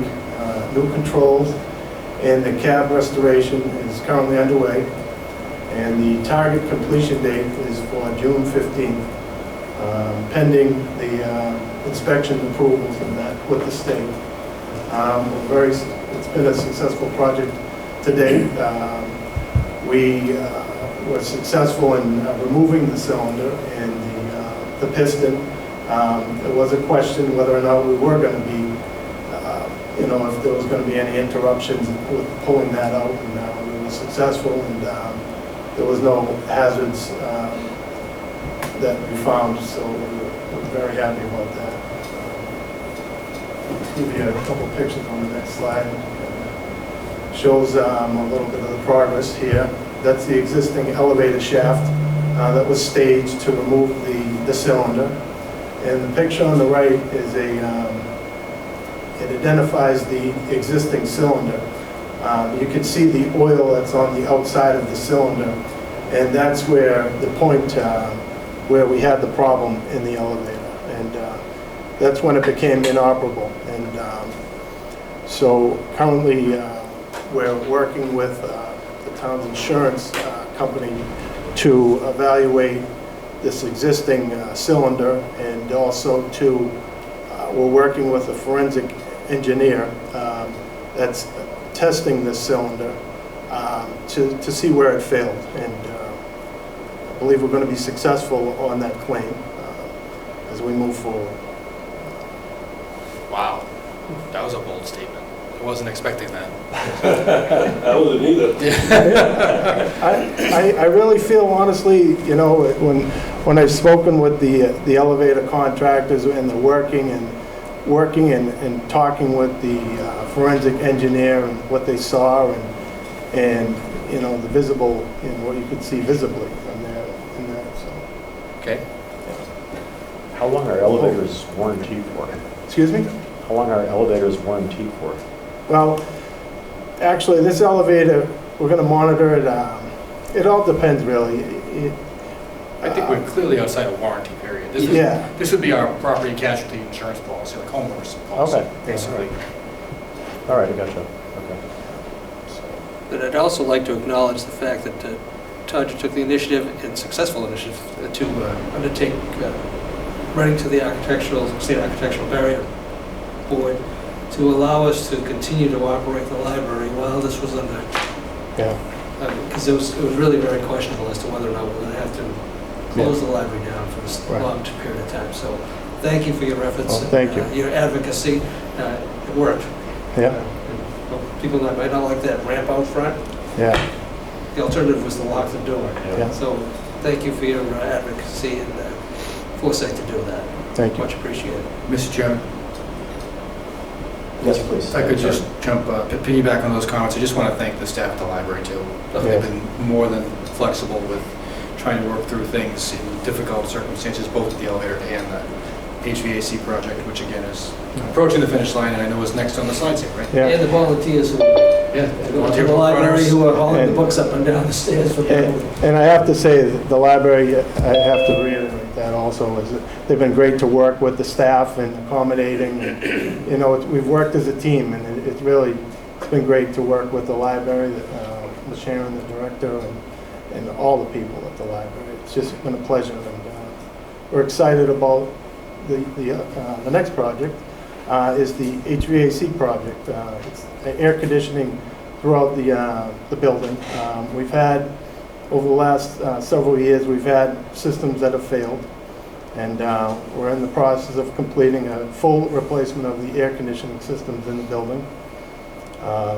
We anticipate completion June 1st, pending the inspections and the manufacturer's balancing sheets comply with the manufacturer's performance of that system. So we anticipate June 1st will be fine and completed.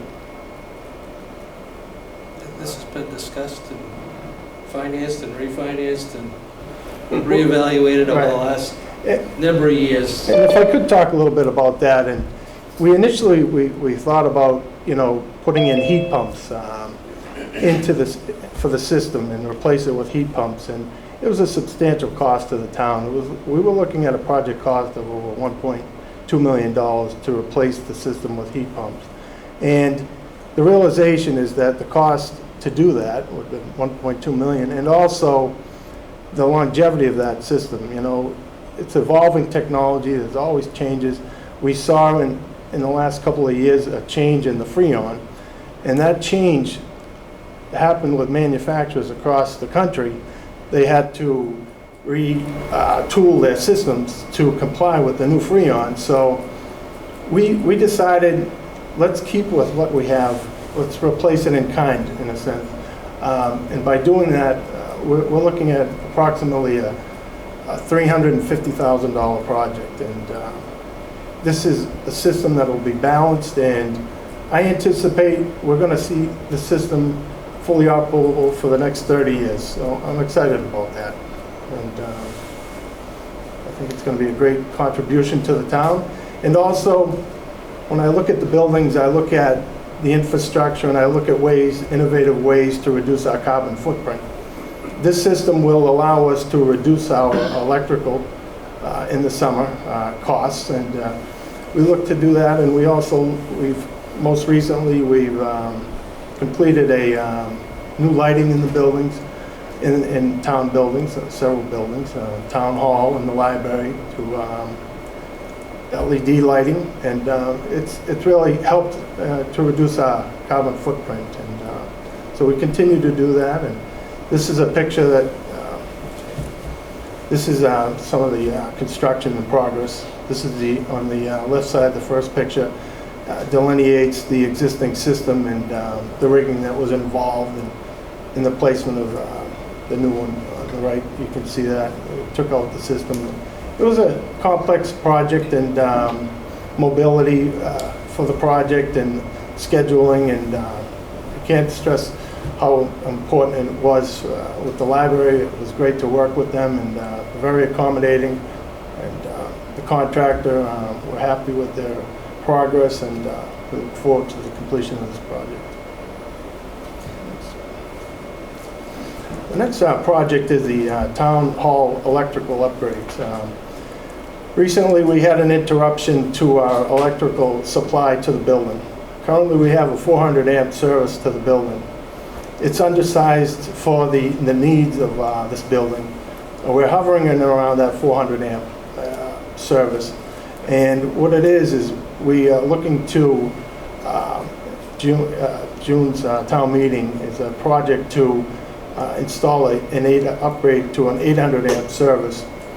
This will help us with the demands of the town hall, in the sense that with new infrastructure and evolving technologies in IT and heating systems, air conditioning systems, they require a much larger electrical service in the building. So realizing that this building was built in the 1950s, and with the infrastructure that we have today, we really need to upgrade the system to an 800 amp service. We had an interruption approximately a month ago where the Reading Municipal Light was called out. The generator had been running for several hours, and we realized that we had a power failure underground, that we had to make temporary repairs to that system. The temporary measures we took care of those, and what I had to do was I went through the state for procurement purposes for a waiver to move this project along, because it's a critical need for the community, the IT infrastructure, and realizing the computer networking for the police, the fire, and town hall services in the server room were critical components to the town's infrastructure, and that we wanted to continue to maintain that. So we've done that, and we're working with an engineer. They've presented me with a proposal last week, and also an electrical contractor. Part of the waiver was that we would use our preventative maintenance electrical contractor to do this work, to upgrade the 800 amp service, and with the guidance of the electrical engineer and also the Reading Municipal Light representative engineers. We were fortunate also is that with this project, typically you'd have to put in a new transformer on the ground, and they had opted, they gave us the ability to put it overhead. So we'll have transformers on power lines, on poles, electrical poles, as opposed to having it on the ground. So that cost won't be a burden of the town. So Reading Municipal Light has those transformers readily available. And if you were to put it on a ground transformer, you'd be looking at 8 months to a year. So we're fortunate that these transformers are readily available, and it's not a cost to the town. So we're excited to move forward on this project. The next picture here is a picture on the next slide. This picture is the existing conditions of the panels. Some of the panels are original to the building, were put in the 1950s, and we made upgrades. And also what we're doing is part of this project will be to upgrade the electrical panel so it would support the gymnasium air conditioning should we decide to put that in the gymnasium. And this will take care of all our future needs. So I don't think that one's a should at this point. That's a funded project, right? We just, we have an appropriation of funding to do the electrical upgrade and the assuming it's approved at town meeting, right? Yeah. So the intent, as I was told, was that this project would be a $200,000 project that would include the air conditioning for the gymnasium and the upgrades to the electric. Yeah. I think the timeline associated, if approved, is going to move forward how quickly? Yes, right away. We'll be ready to, yeah. Next slide. Do you anticipate air conditioning in the gym this summer? Yes, yeah, yes, yeah. Todd, I thought that wasn't the case. No, we could do that, but it would be near the end of the summer. Yeah, there's no program plan for the summer, No, we couldn't do that, but if we wanted to, we could install that system, but it wouldn't be fully operable until next year. Okay, thanks for clarifying. Yeah. The town hall septic system. We've had an interruption in the septic system in town hall. Most recently, we had a backup. The infrastructure dates back to the original school constructed in the 1950s. The backups within the town hall, portion of the septic system have most likely surpassed their expected useful life. We've cambered inspections were conducted to identify blockages, deterioration, and compromised sewer pipes, but the septic system debox and leach field components will be scheduled for further evaluation. So we're in a situation where the realization is that we need to investigate the system and find where areas of the septic system are compromised. And we're working diligently with engineers and the health department and our department to evaluate those deficiencies and come up with a plan to make corrections to that. It's evolving, this project is evolving. If you want the next slide. Here's a picture of, the existing,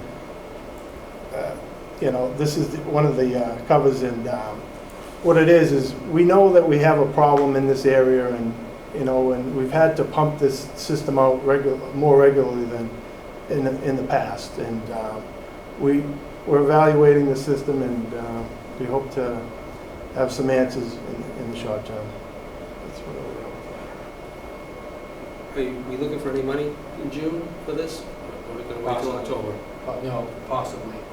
We're trying to figure out what exactly we're going to be able to obtain between now and June, and how much we'll know or not know, and whether we can responsibly ask for funding to temporarily repair or further evaluate or something beyond that. We just don't know right now. And that would be under which article? Probably under the first capital article for fiscal year 26. That's Article 2, possibly, thinking about hand. So it's for the current fiscal year? It'll be for the current fiscal year, yeah. We would move forward quickly, yeah. But it's possible we're just going to need funding to try to figure out what the medium-term plan is, and then ask for all of that funding later. But we've committed ourselves at this point in terms of our available resources for town meeting. So, it's likely that the funding source would need to be at town meeting coming from the capital improvement stabilization fund. I just haven't, depending upon how much. If it's a small amount, that's more for engineering and temporary repair, we may not need to do that, but if it's in the hundreds of thousands of dollars, we've already expended our funds for this year. So more to come on that. Any questions? I'll ask on behalf of Mr. O'Leary. I know there were some emails about the Putnam House. Yes. And so I think our where we left is we're hoping to get a few of us over to the building at the same time and talk about whether there's any sort of interim option that could be pursued to open it. Okay. But you were, I think, way last week. There was an email going around. Yes, on that. and I spoke with the building commissioner, and he feels that it would be in the best interest for the liability. It's just substantial, in that there's several structural components in the floor system that just really wouldn't be just adding a column. It's significant, and I have some pictures on my phone I can really share with the board. It's just it's a real hazard, and I just wouldn't want to invite a problem. And if it was just putting in a column, it would be easy, but it's not that easy. So the issues in the flooring, It's the floor, it's the substrate, and the significant rot in the building, in the beams. They've had,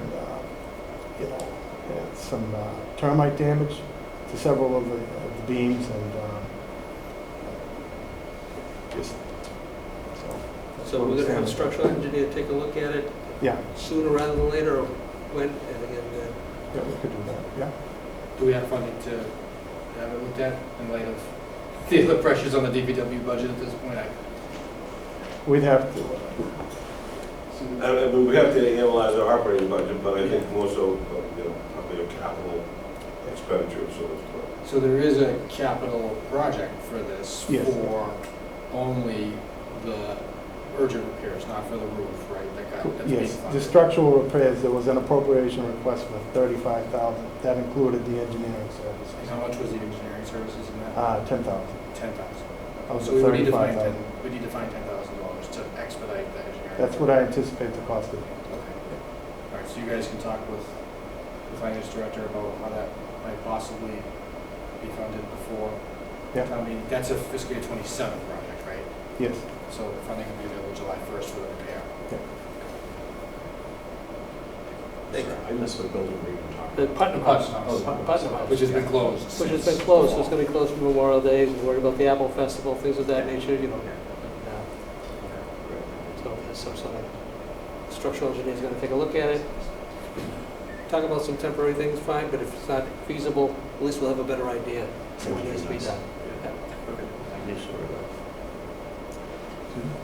Have a new sewer. Yeah. Any other questions?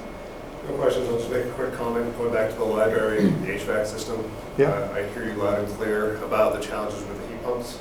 I work for Carrier Corporation, Okay. and there's a reason why I got myself out of residential light commercial applications into our commercial side of data centers, so that I didn't have to deal with this switchover anymore, because I was in supply chain. And the negotiations with one of our primary vendors out of Asia on costs, and then how to do that transition to R454B, which I assume that's the Freon you're talking about. Yes. As opposed to the existing 410A. So just as as you saw me chuckling a minute ago when you were doing that, you were just taking me back to those days, and I don't miss them. So I hear you. But thank you for looking, though, because obviously heat pump technology is evolving, but it's an important thing, and it's hopefully there'll be a time in the future where we can still consider that for some of our facilities in North Reading. So thank you. Thank you. My house is now with the new system turned on 2 weeks ago, and power is 400 amps, so it's kind of funny.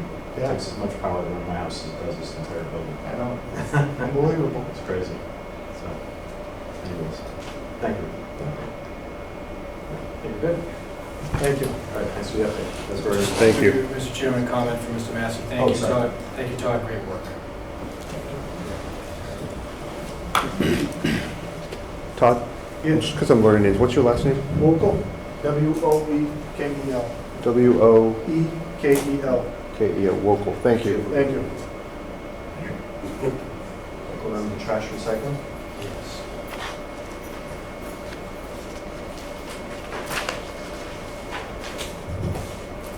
Joe, it looked like only the first couple of slides on this presentation, but like a lot of it was the stuff. So. Yes, most of some of the things that I would sort of show again, but just a few new updates. I'm not sure yet. Yeah. All right, so we'll go through with an update on the work that's happened since our last discussion, I think 2 weeks ago, on solid waste. Yeah, so we walked away with option one as being, the preferred service level, in that mimics to the best we can what we experience now, what our residents experience now.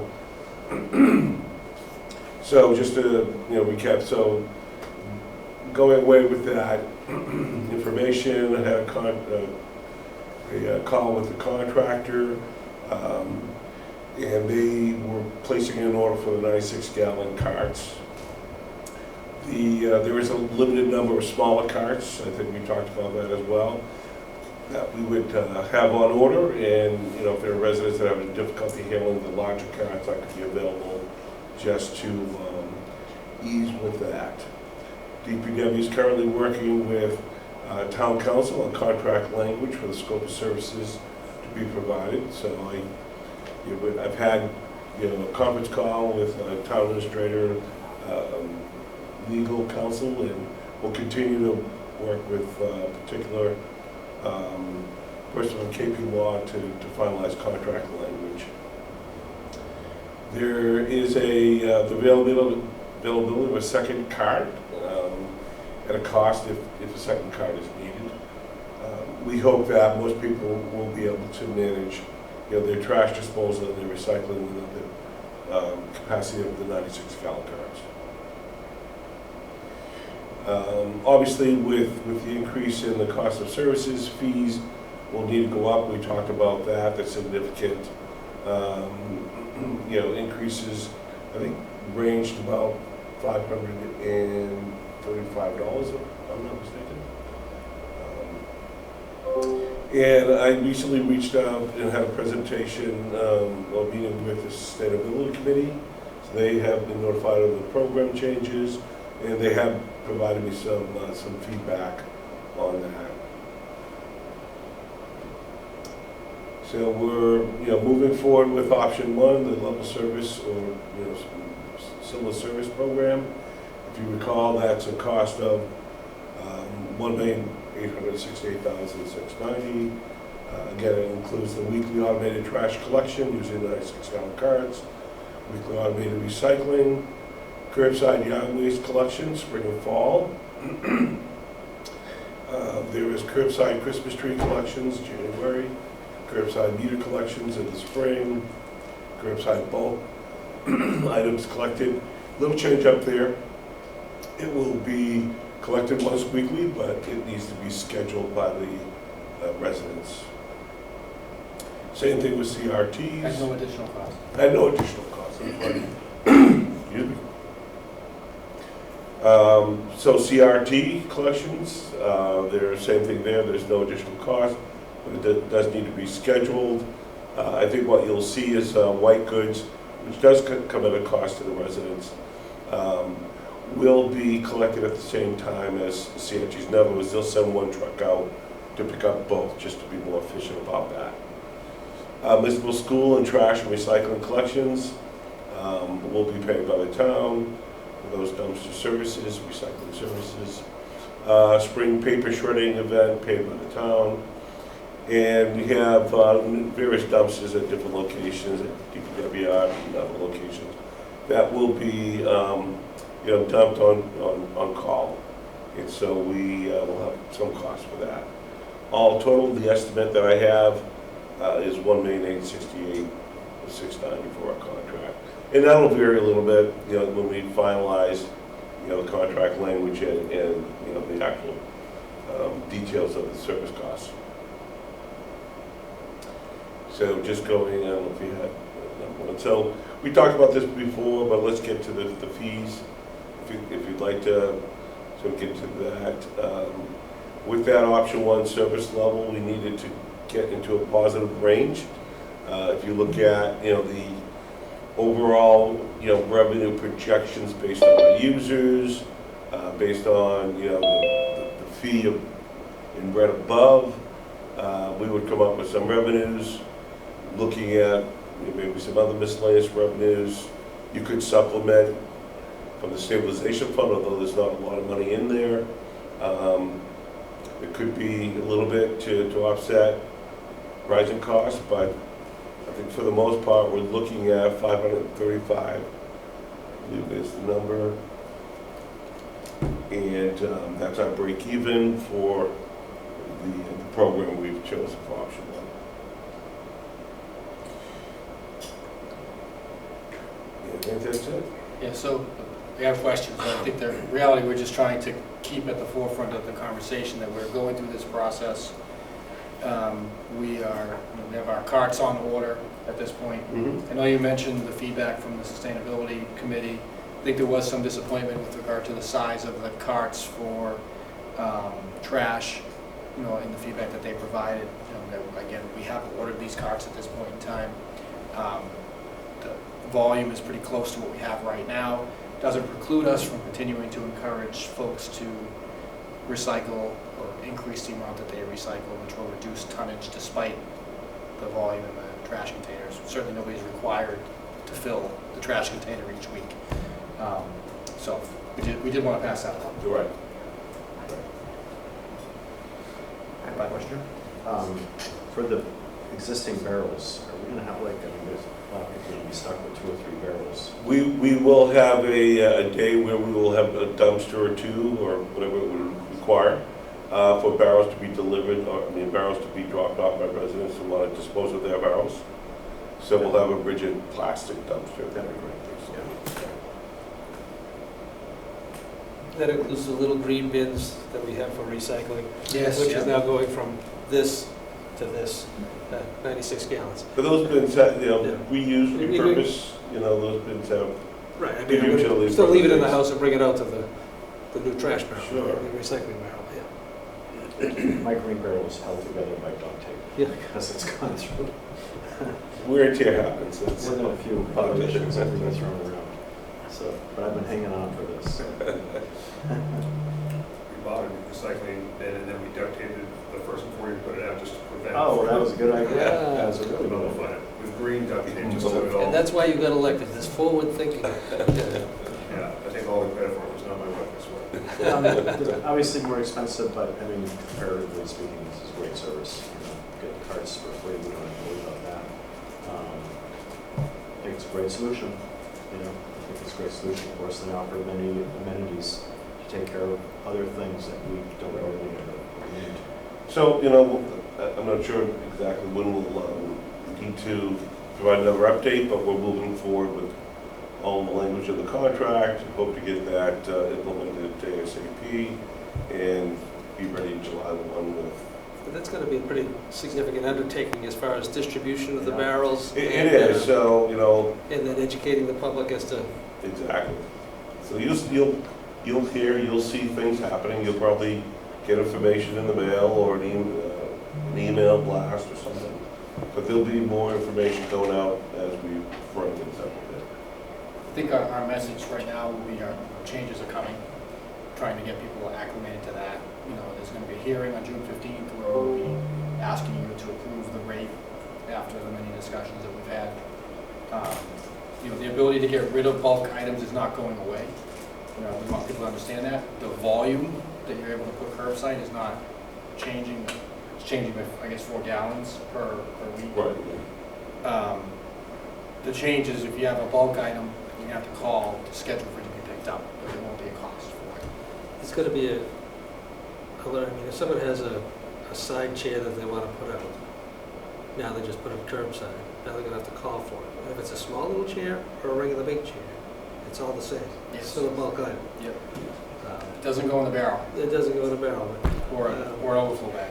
Right, correct. The overflow bags will still be available for use. In other words, if you have a little extra trash any particular for whatever reason, that can go in an overflow bag.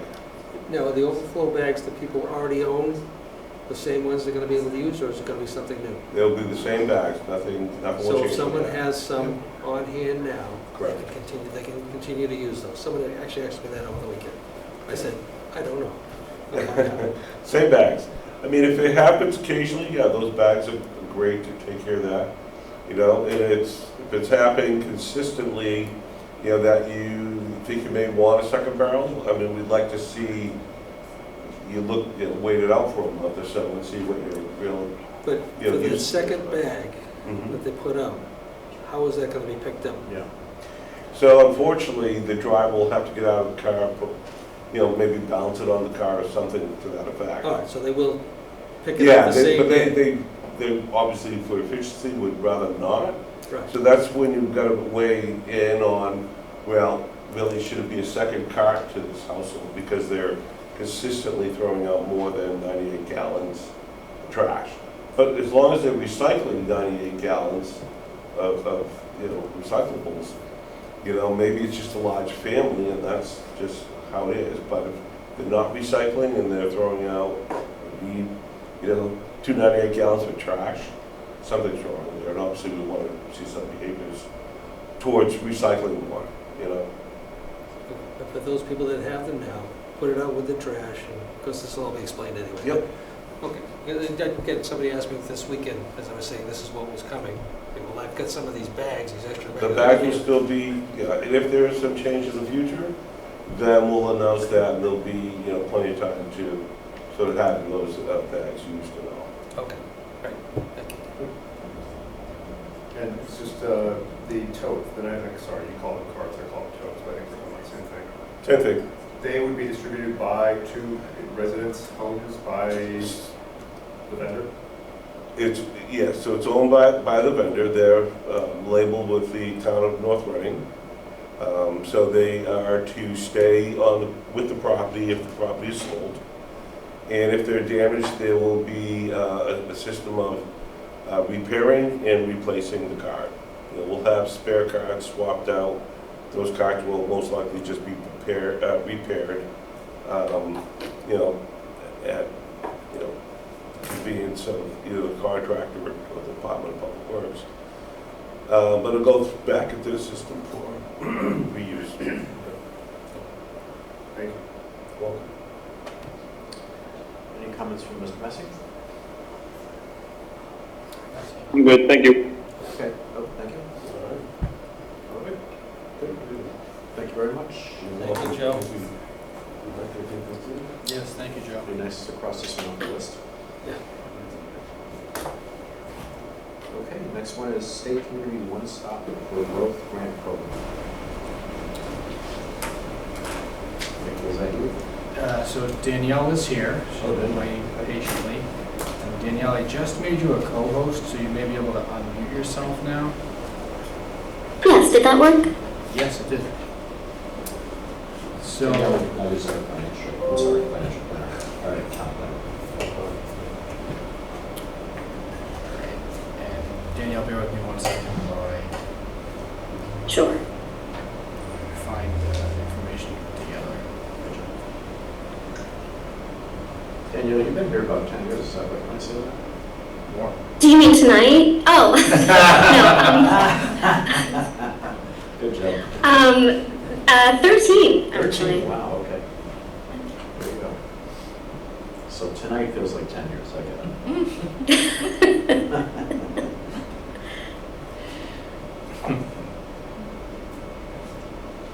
All right, do you want to start with the description of the program, Danielle? Sure. So the Community One Stop is a suite of grants. It's a number of different types of grants, all really relating to development. Has this been presented to the CPC? No. This is a suite of grants all relating to development, and there are a number of different types of planning grants and construction grants. The deadline is approaching. It's June 3rd this year. The reason I had brought this up with the town administrator recently only because we don't have one big obvious project that fits well with the timing, but we had a couple of suggestions for things that might want to be considered for applications. These all have kind of different requirements. Some of them require a connection to a private development project, but some don't. There would be a lot of coordination with DPW, and really any construction project would end up becoming a DPW project, so this isn't something that, I'm meeting with the Planning Commission tomorrow and was going to brief them in case the Select Board was interested in having us apply to any of these projects, but they're not, none of these are really community planning projects, with the exception of there's one planning study that would be, also in coordination with the DPW. So there's this group of grants. They're all due at the same time, unfortunately. So the state encourages applying for multiple grants through this program. It's through a single portal, but it's multiple programs. So like I said, said, there was no one very obvious infrastructure project that we were working on this year, and it may be that, we discuss and plan a larger project for next year, but there were some small things that kind of popped up and seemed to be opportunities.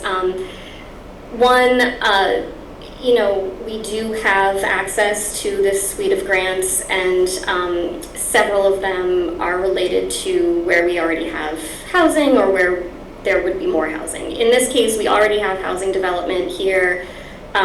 We would be potentially looking at constructing a sidewalk and some intersection improvements to help people in the Martin's Landing and Edgewood developments access Town Hall via North Street and then onto Main Street. So that would be one idea for just improving pedestrian access in that area. There are a few grant programs that fit this. Housing Works, which is something we are eligible for. Typical award is $250,000 to $1 million. There's also the MBTA Communities Catalyst Fund. This we have access to by virtue of being a compliant MBTA Communities town. Typical award is $250,000 to $1 million. A project has to be connected to a 3A district. This happens to be. I don't know how well we would score in this category because I think they're looking for projects that would increase housing, and this would not increase housing, but it would improve access, pedestrian access for those people who already live there.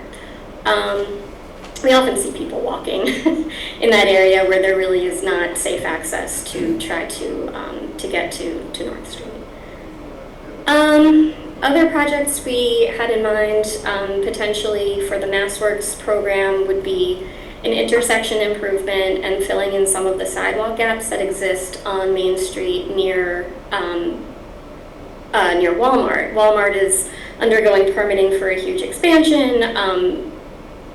We could potentially apply with them to ask for public money to improve the public infrastructure around there. That project, they are offering, of course it's still under review, but they're offering to, they have committed to making certain upgrades to the intersection to the signal, but this could enhance that and also help to fix up the sidewalk over there. There are a few programs that matches with, I mentioned MassWorks, but MassWorks can be tricky because you need a private development project. In this case, we do have one. And finally, the project that had just been suggested because there has been discussion about having a committee for it for wastewater. That this could be money applied for a feasibility study once that committee is put into place. So those are really the three suggestions. I've discussed with the town administrator and DPW director about possibly applying for it. If there was interest from the select board, this would be something we would be working on together. Yes, the Community Planning Commission would be also, informed, but depending on the project, they may not be as involved. So these are the three projects that we're discussed. So is this an additional access point for getting grants, or are they taking away other grant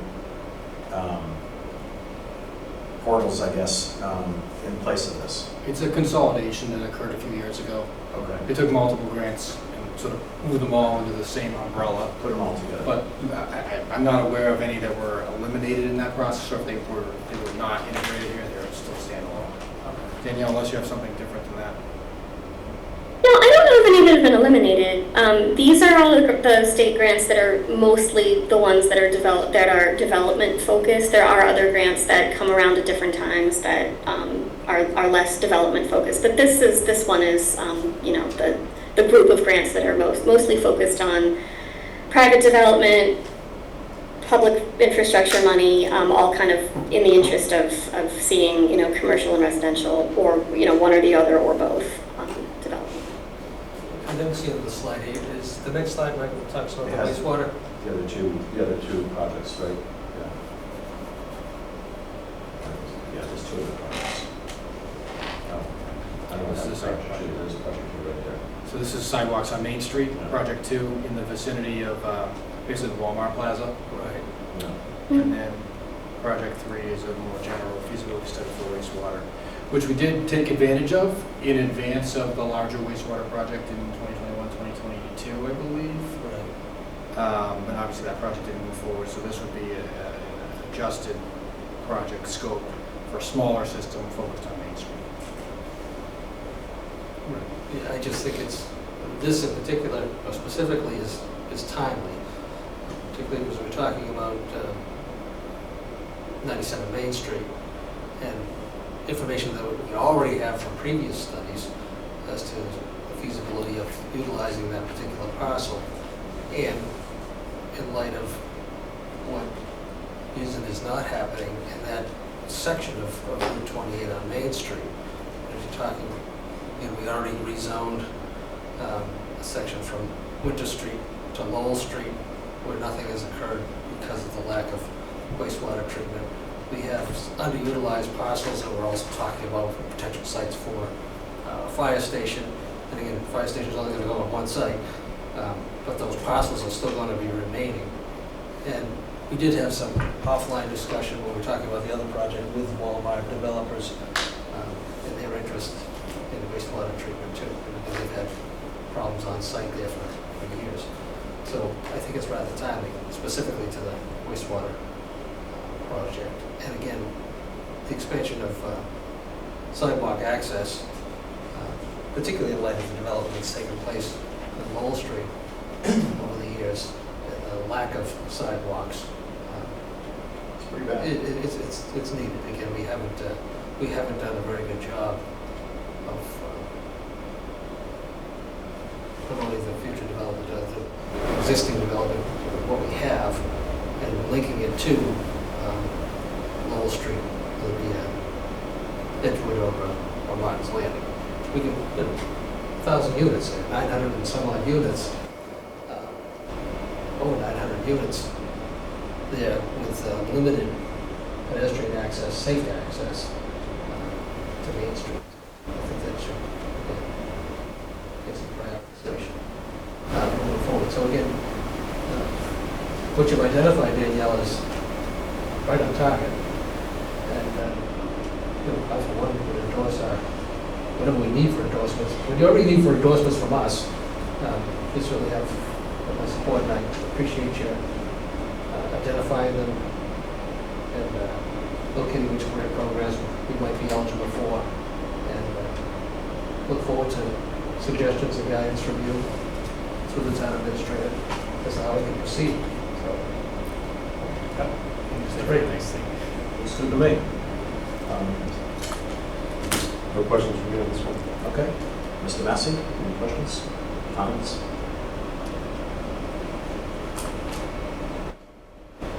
Okay. So we settle on project. Okay. Oh, you already raised your hand. Hey, real quick, sorry to interrupt. Project 3.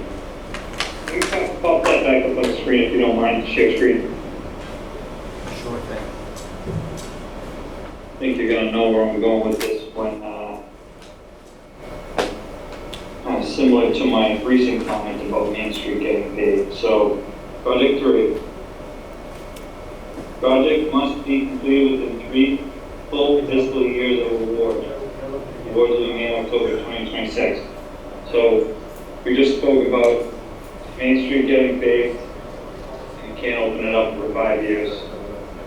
So how would this project be viable for you? This is a feasibility study. This is not construction. It's a cost-benefit analysis, market study, and conceptual design. Okay, so this is a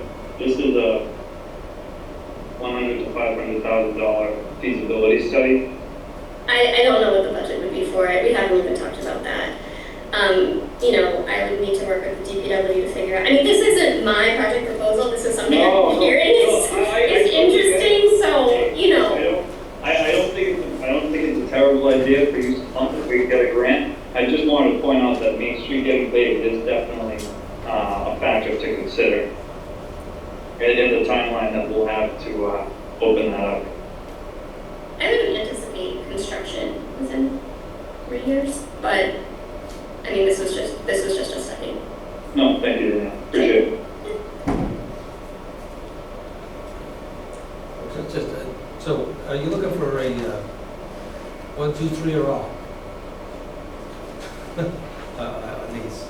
Or you just go ahead?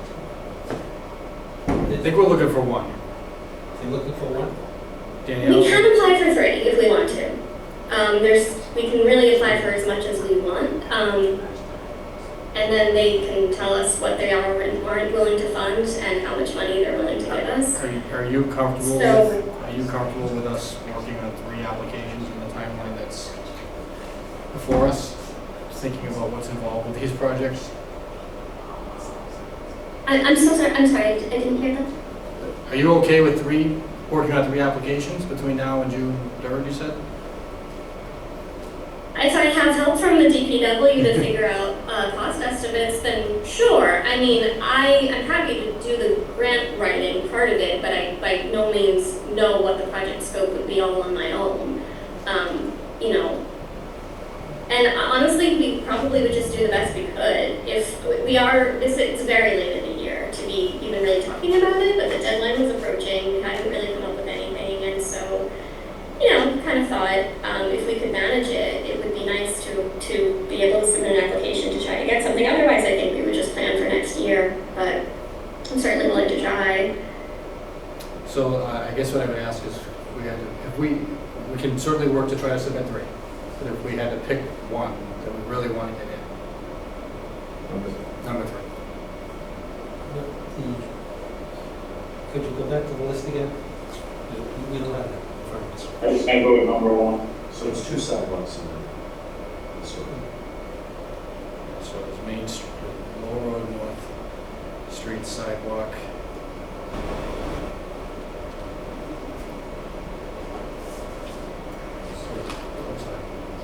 The first one was what again?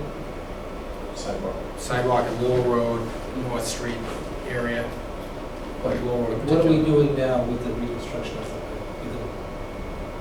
North Street's getting a sidewalk as part of our project. This would be Lower Road.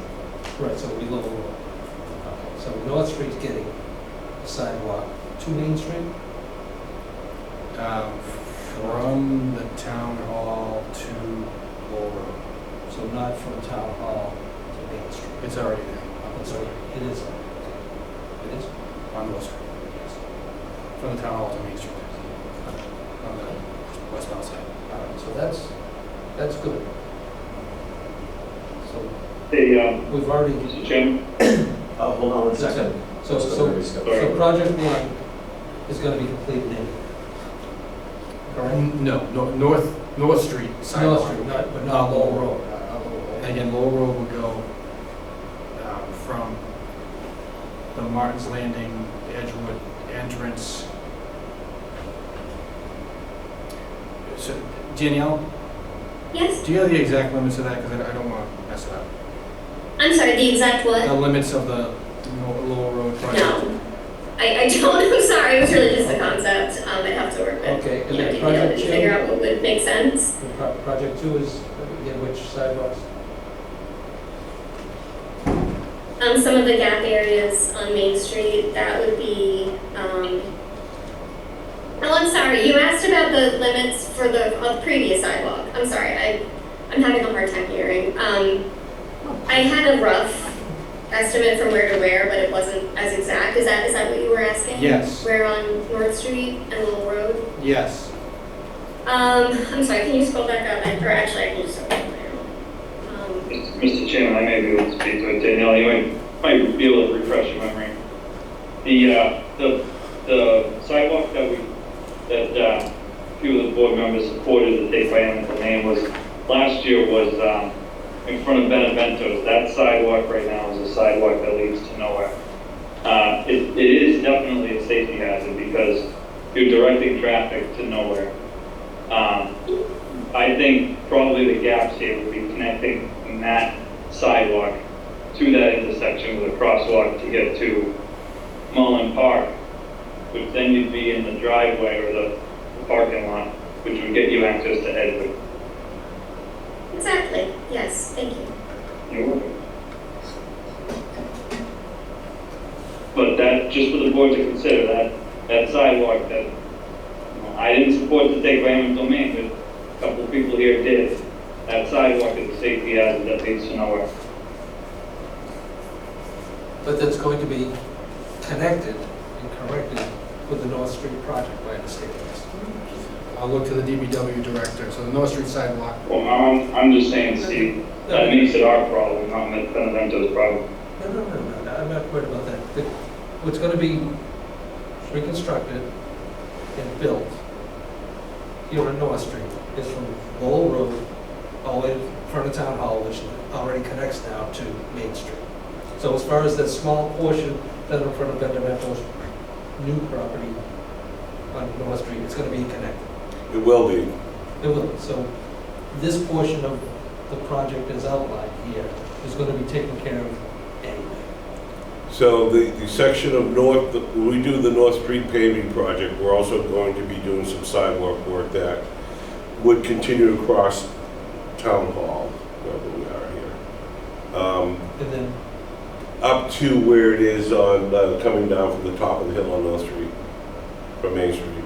right, and will it be continuing out to Lowell Road? And then we will have crossover on North Street onto Lowell, but we're not going to have any significant sidewalks as part of this project. I think this will be where we can perhaps get some additional funding for that type of sidewalk extension. And then we're talking extensions on Lowell Road out to Main Street towards Giddings. Well, I mean, I guess I guess I'm not clear as to. I was thinking more towards, Martin's Landing. No, okay, Martin's Landing to connect to North Street primarily. Correct. Not going up to Main Street Not going up to necessarily. Main Street the other way, okay. Right. And the North Street portion of the sidewalk is already funded. That's correct. Good, so that's already funded. Yes. Right, so it's just a small portion of Lowell Road, really, that. Right, just the crosswalk landings, if you will, to get from the end of the corner. There may be some work added about the state's property there in the corner, with some curb work and things like that. But we'll get to the other side and put over the field across the street. Okay, so, and again, as we've done in the past, we've completed projects that had appropriations, like we've done for the town center and stuff, we applied for federal funding, state funding and all the other stuff. Could we get reimbursed for part of the project that we're doing now? I'm not sure the timing is going to work. They don't award until October. Right. So, I mean, we're hoping to have this project nearly completed by then, right? Yeah, definitely. All right, so most of the project one were already funded anyway, the only No, wait, there's two different projects. This is Lowell Road, not North Street, right? The sidewalks here? Yes. Would be Lowell Road, and so we could certainly look for, some funding through this grant to do that work. All right, so We've got a short section we're connecting up from, the entrance to the rear parking lot in front of Town Hall up to where the sidewalk, sort of ends, connecting the dots there, if you will, and then just sort of making, across, I believe, North Street and then across Lowell to get to the field. Okay. And it's from that point that you want to go to Martin's Landing, through this grant. Okay, that's a good idea. All right. And then project two again?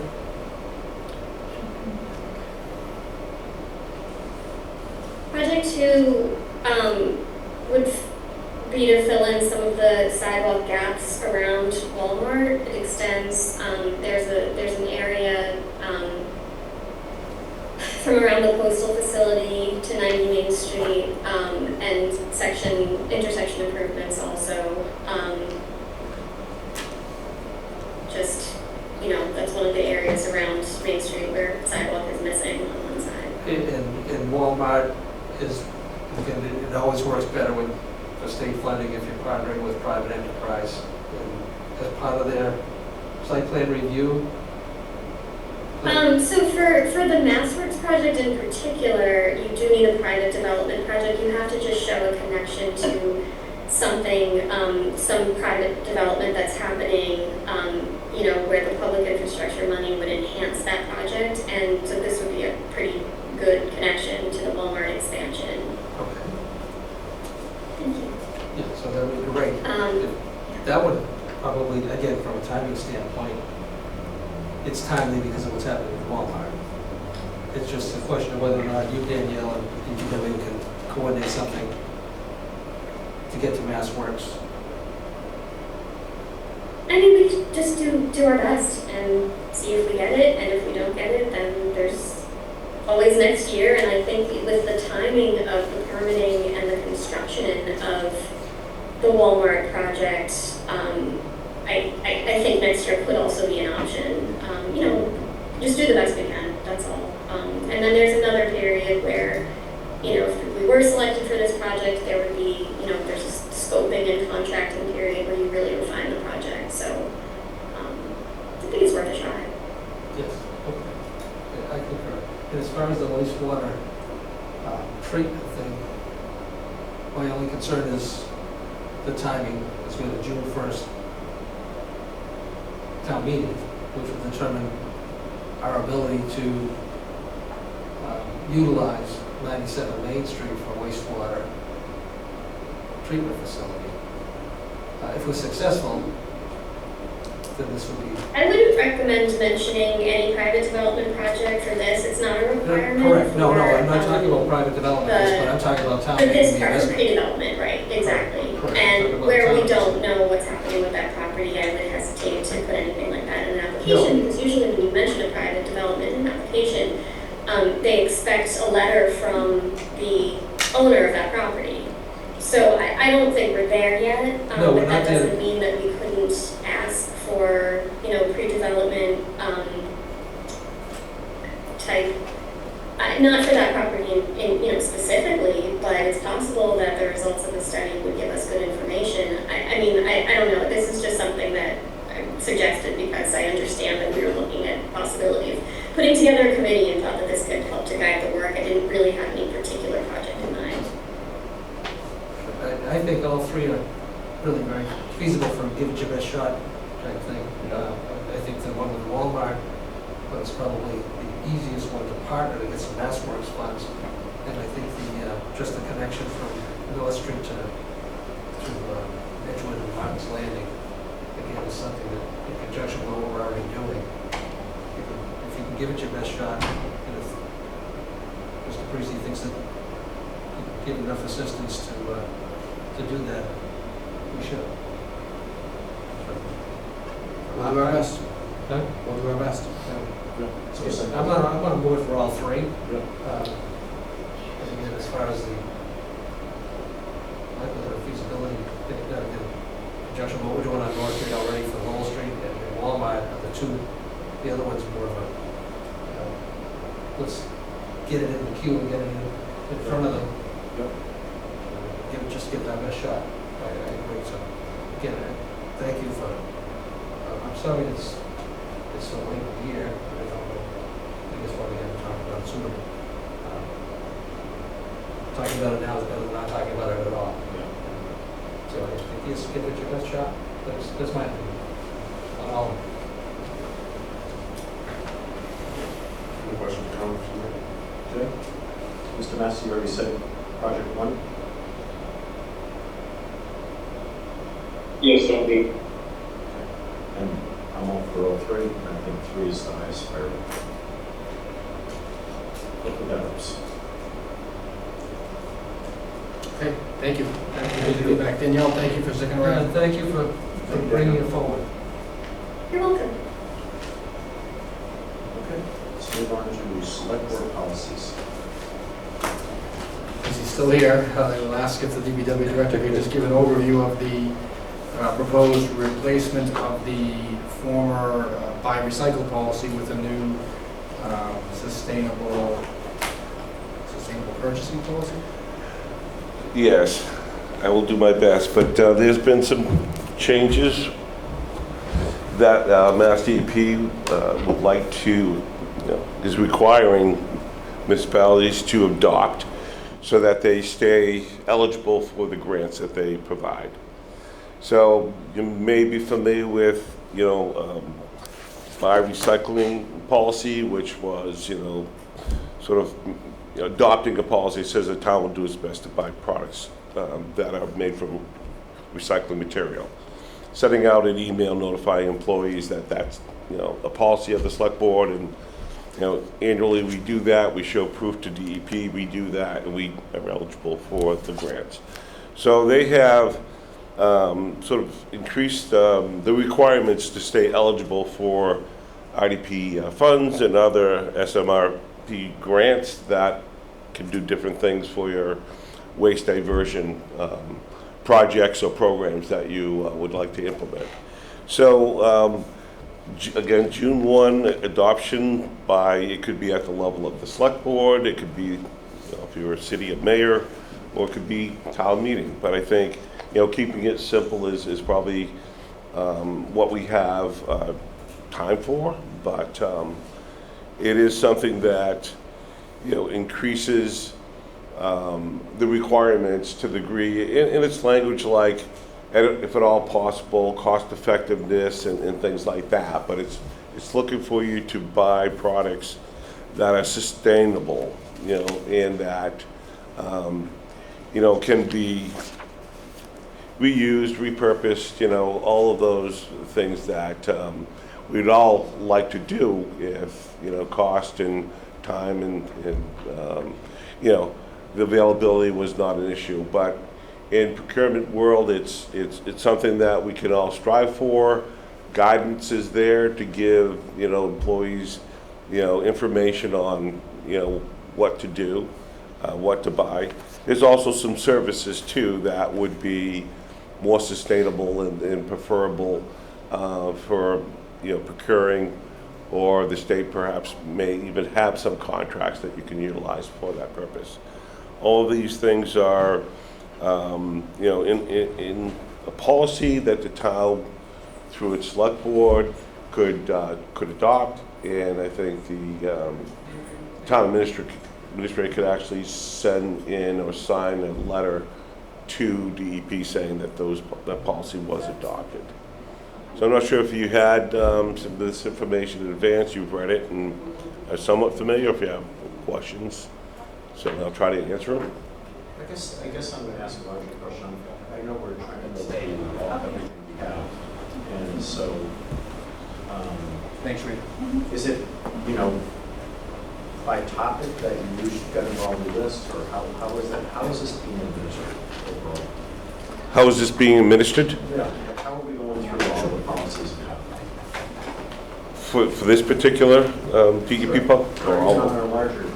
Well, you know, I guess you could answer if there are other policies that are being addressed tonight, but this particular one was something DEP put out there, you know, fairly recently, I would say, that says, hey, these are policies that you'll have to adopt by June 1 if you want to stay eligible. These are kind of yeah, so it's sort of, you know, trying to get this information to float to, you know, to the surface of being sort of reviewed at different levels and then eventually adopted, I think, by the select board is the minimum level. Perhaps even the town administrator, again, could assign that it's been adopted and the town would adhere to it. So there are I other... guess I have a larger question. As we go through this, what's the process, what's the procedure? You know, how are we going to do this step by step? And we don't have to answer that tonight. I'm just... So what's going to happen is we're going to direct department heads that this is a policy, and then to the extent it says that where feasible, they're asked to purchase products and services offered through the OSD's Environmental Preferred Products and Services Guide. So we're going to direct them in that way. A lot of our purchasing is done at the departmental level, and the purchase orders are reviewed by the finance director and I, but it's going to be in the hands of the departments to attempt to comply. So is every purchase order checked against this? No. We just don't have the capacity to do that. But to me, it has been, and even with the buy recycle policy, it was more a statement of our overall goals, and we were able to make, you know, some movement in some areas where we were able to make progress. This is less about compliance with the policy and more about stating a goal and trying to work toward it. So, and that's been the approach with the prior policy and would be the approach with this policy was approved. Does that answer your question? Just sort of, I think, Yeah. sort of to your question. Sort of, yeah. Go ahead. I was chairman a couple of weeks ago. Yes, you were. This wasn't on my radar. Okay. So this is more being brought to our attention on a timely basis to come into compliance with suggested policies advanced by the state, trickling down to us to assist in coming into compliance with certain things. So it wasn't on my radar 2 weeks ago. Yeah. As far as your overall question is, how are we going to proceed as far as reviewing the internal policies of the board? Are we going to do a systematic approach? We have not done that in years. I think what we're doing is we've been doing it as issues crop up, and we see what our policies are, what our practices are, where they conflict, or where our policies and practices need to be tweaked. We then address them on that sort of a timely basis. We haven't done a comprehensive review of our policies for years. We just do it as we move along, as something comes into question, because the policy says this, but it doesn't really fit anymore, or our practices have been something that's contrary to what our policies are. It's time to make our practices and our policies coincide. This is more driven by state asking us to comply in order to be eligible for grants and things of this nature. Therefore, we should probably come into compliance with that if we're looking to ask for some money. That makes sense. So this wasn't on the radar 2 weeks ago. But there's a deadline approaching. There's a deadline fast approaching. Fast approaching that we need to address. Or we should be addressing. If we don't address it, there are some risks associated with grants money being available or not for us. If we can address it, let's do it. So don't get me wrong, I appreciate the effort. It's not a question. I'm just trying to figure out the process. Understood, yeah. So some additional mandates from the state that, we're trying to absorb in our daily, lives here at work. So what I would appreciate is when we have a rewrite of a section, I'd like to actually see the old section versus the new section, what we're replacing. So as opposed to just going right into the new one, which I think is what I see here. Did you swap out the bi-recycling? The motion's written to strike the bi-recycle and replace with. Gotcha, because that's what the documents are saying from DEP. DEP. Exactly, so it is just one word, you're saying? No, there's a section. There's a whole section. Called bi-recycle. And where the motion contemplates striking that section and creating a new section. Okay. So you know what I'm saying, if there's old. Sure, you want to see what's being struck and what's being. What was it before? Yep. What are we proposing? Not a problem. So just so we have a, context of what's going on. But my guess in this particular case is more terminology changes, expansion of availability of certain materials which weren't when we originally adopted the policy for recycling, which is why we changed the recycling committee to the sustainability committee a few years back to more properly reflect what really was transition. I mean, part of the challenge is we don't have like a 25, 30, 35 page Microsoft Word version of your policies. They're all on the internet.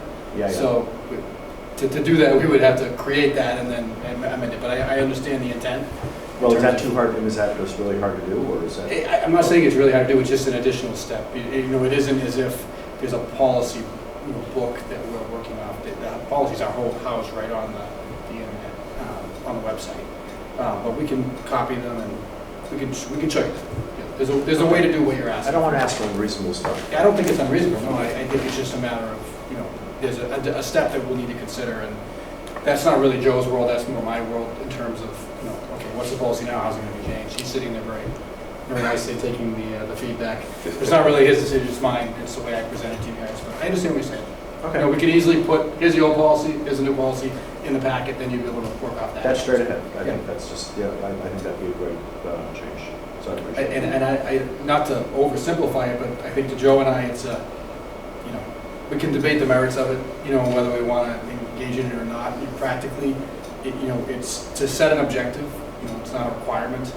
And I think it used to be that having the policy gave us points toward a grant. Now it's a simple yes or no. You have the policy, you're eligible with the grant. You don't have the policy, you're not eligible with the grant anymore. So it's hard. It's a hard yes or no. Yeah. Okay.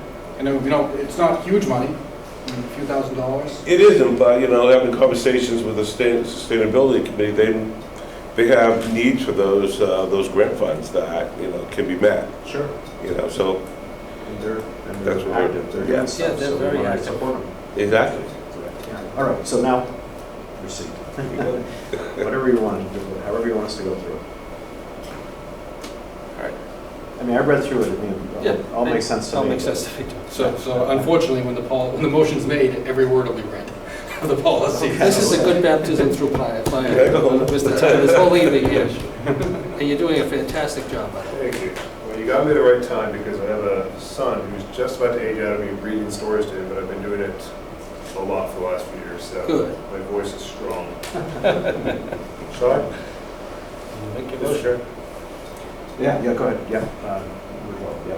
Mr. Chairman, I move to amend the select board policies by striking section 5.12, buy recycle policy, and replacing it as follows. 5.12, sustainable purchasing policy. North Reading recognizes that procurement decisions of our employees and contractors have significant impacts on the environment. By including environmental, public health, and waste reduction considerations in our purchasing decisions, along with price, performance, and product availability, we can remain fiscally responsible while promoting practices that minimize waste and environmental impacts. The purpose of this document is to establish the framework for a sustainability-based purchasing program for North Reading.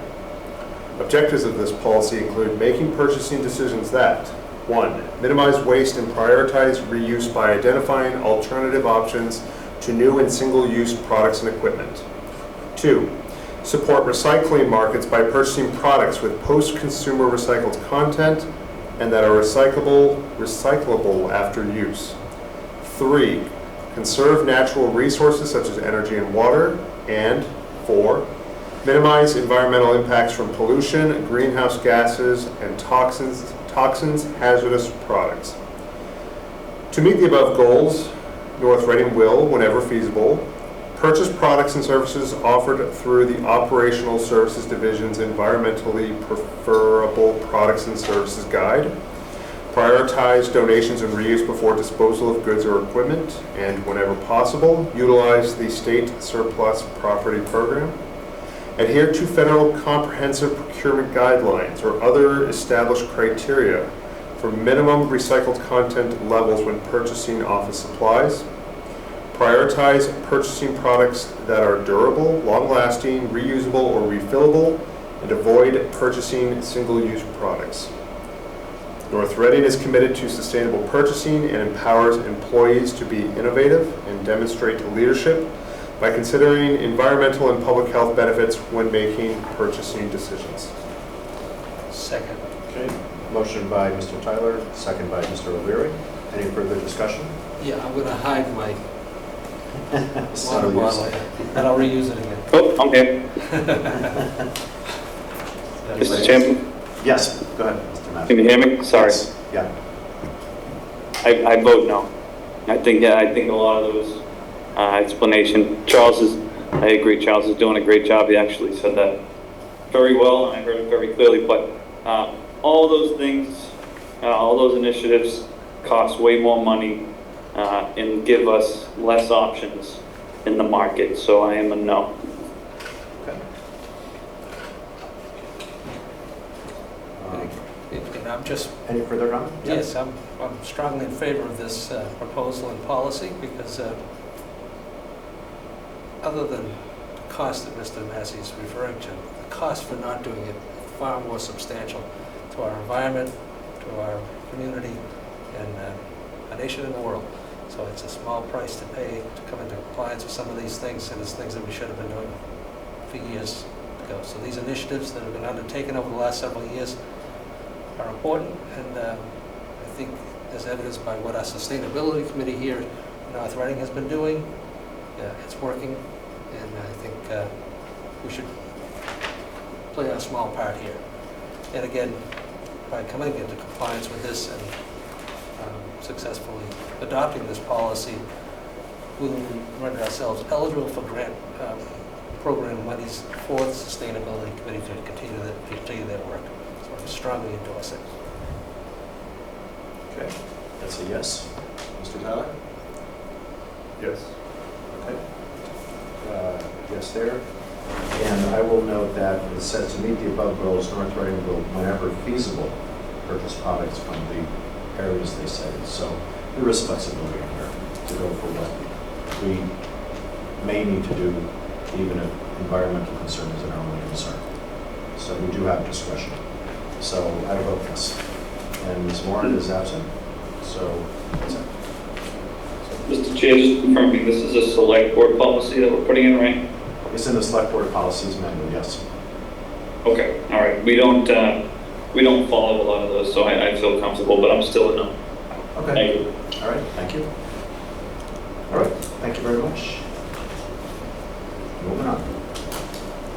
Yeah, we're good? All right, for the second time. Second time. Thank you. Thank you, Joe, again. Thanks, Joe. Yeah, no problem.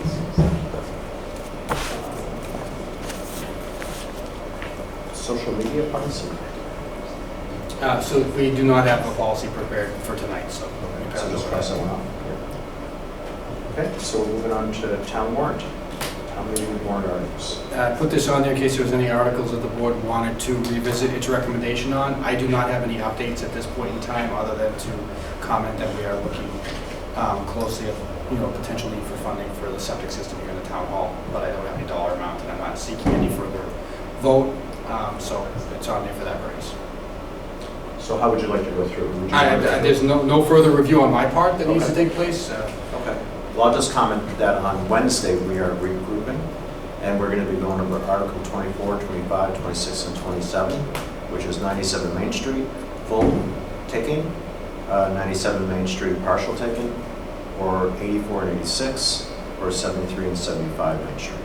So we're going to be going through those almost entirely on Wednesday night. I encourage you to attend. It's very important that you do. This is one of the most important consequential votes coming up for the June town meeting. But if you're not informed, you may be misled by the information that you're hearing out there in the world. Thank you. I don't have anything. To the extent any member wishes to discuss a particular article, this will be an opportunity to do so ahead of the warrant article hearing. I have nothing. I have a question. Will we be revoting on Wednesday? We can revote on Wednesday, yes. Will that be the case? We can revote? Yes, but if you if there are changes in, the board's recommendation, I'd encourage you to do so under this item. Now? Yeah. Oh, it is. okay. Why as opposed to after the public hearing, or the public input? I mean, you can certainly do so then as well, but if you have a position on a particular item that you want articulated, I would assume you would want to do so before the hearing.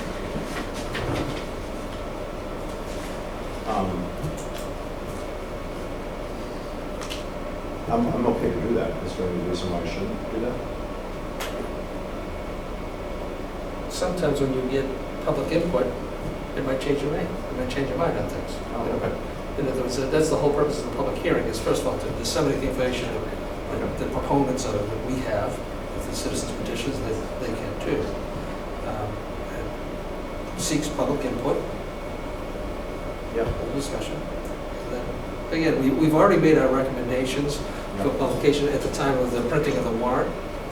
But again, if more information has been provided, we can change our recommendation to what our recommendation is going to be at town meeting. All right. But the recommendations, the warrant was printed, was as of that date. Yeah. So, but obviously, public input is important. Yeah, of course. Yeah. And so we can reaffirm our position, or we can... Information we may provide may change some points, so Correct. All right, so we'll hold to Wednesday to do a vote. But that would be my intention is on Wednesday. But if we feel like we vote, we can revote. Right. We don't have to. All right. Okay, let's move on. Board member reports. Steve, would you like to get started? Sure, I just have a couple of things in relation to Hillview. People are probably curious as to what is going on as far as the Hillview facility itself. As you may be aware, the license agreement with the vendor that's in there operating the functional facility now has been extended to, I believe, August 8th. And after that date, the building is then vacated, and appropriations have already been made for plans for the demolition of the facility. It's my understanding that the Hillview Commission has been meeting with their OPM. They're about to go out to bid for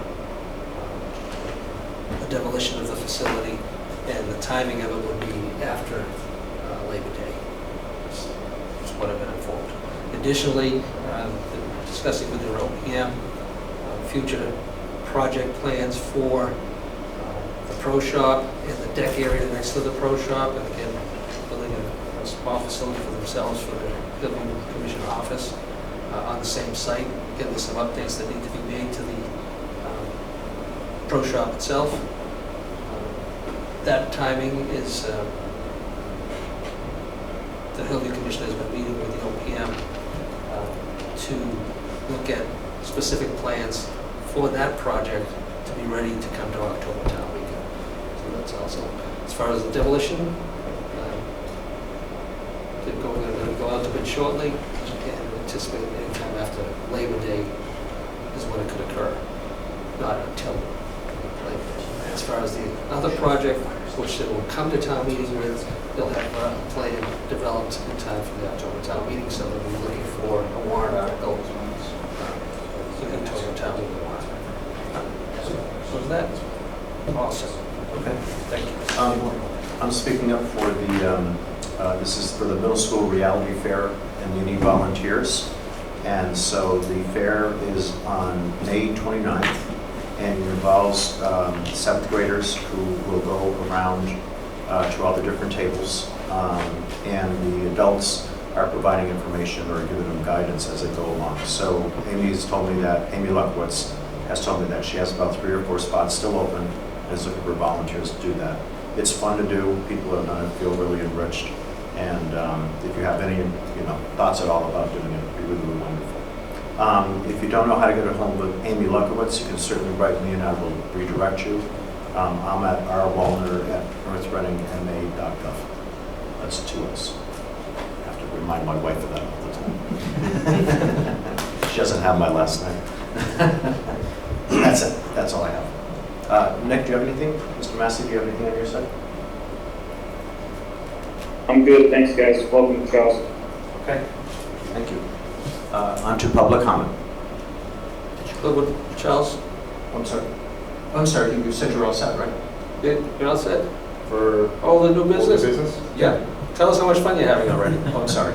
Hold on. If this is not, I don't know if this is the forum, but I would just point out that yesterday the North Reading Historical Society did another gravestone cleaning at the Park Street Cemetery. You're nodding your head, so I assume this is an okay thing to This is the time to do it. It was a very successful event. It was hot but comfortable, and we had a good little crowd out there yesterday. I think we will be doing this on a more regular basis. They did Riverside Cemetery a few weeks ago, so I would encourage the public to keep a lookout for future events. It's very rewarding. It's not particularly hard work. You get to spend some time with some folks you've probably never met before. And I said, it really has a huge impact. You'd be amazed what you can do with a couple of scrub brushes, some water, and a little cleaning solution, what it does to gravestones that are, in many cases, well over 100 years old. But you uncover the names of some well-known names in town. So just to encourage the public to look out for that and encourage to join. And I'm sure there's volunteer hours involved for the high schoolers if they ever want to join. Correct. Yep, it's all good. Well done. My apologies for No worries. Thank you. Public comment? Yeah. Go ahead, Rita. Thank you. And please use the microphone. Why? Because I can't hear you. Back at you, except you, I can hear you. He gave a chair and his head just came. Okay, through the chair, if you could. You may have an answer to it, you may not, but at least I'd like to just bring it up. This past week was kind of scary when the town hall was closed down for the one day. And it made me think about, in the future, like what is our backup plan for the town? It's when the seniors had a problem with the rats, the mice, COVID, we were able to close down that building. When we have a snow day, it's okay. The DPW closes the building for, a day or two. It's not a big deal. The library had some issues. We closed it down. We were able to put something in there. What happens if the town hall? That could have been the pipes blew, everything else, and I had that problem at my house. And they said it's going to take months to fix it. Years ago, we had that oil spill by one of the houses in town. And they had the oil that took about a year for them to fix it. what actually happens? What's our kind of backup plan if anything happened to the town, town hall? They could split the hours like they did maybe during COVID. Some people stayed home, some didn't. But where that doesn't seem to have what happens, I guess, for a backup plan for that. So that's just one of the things I had. And the other one is, depending on whichever way you want the town meeting to vote to go on Article 97, again, what's our backup plan for that? If we don't get what, if the select people in town voted up, down, however they voted, what's our plan on that moving forward? Thank you very much. Okay, thank you. I will just comment briefly, Rita, is that this facility, this building, Yeah, the town hall. by our own town has Right, because determined this. Right, if we were closed down for X amount, I assume, you have some kind of plan, some people work from home, however you get it, but it could be a month, depending on what the issue might be. Yeah. So it's just, do you get trailers? What would we do? Thank you. Yeah. I don't know if we have contingency plans, but, go ahead. Speak to things to the extent that I can. I mean, we obviously have a concerted effort to move much of our data storage to the cloud, and that's a huge part of us being able to, maintain the continuity of operations. There are still components that are centrally located here in this building. We do have some employees who have remote access, or are able to do their jobs at home. We have others who are not necessarily set up to do so, but we do have the capability to stand folks up, to be able to do so remotely or in another facility. It's not going to be perfect. It's not going to be smooth if it happens, but I think we have an idea from when COVID occurred as to what we might do.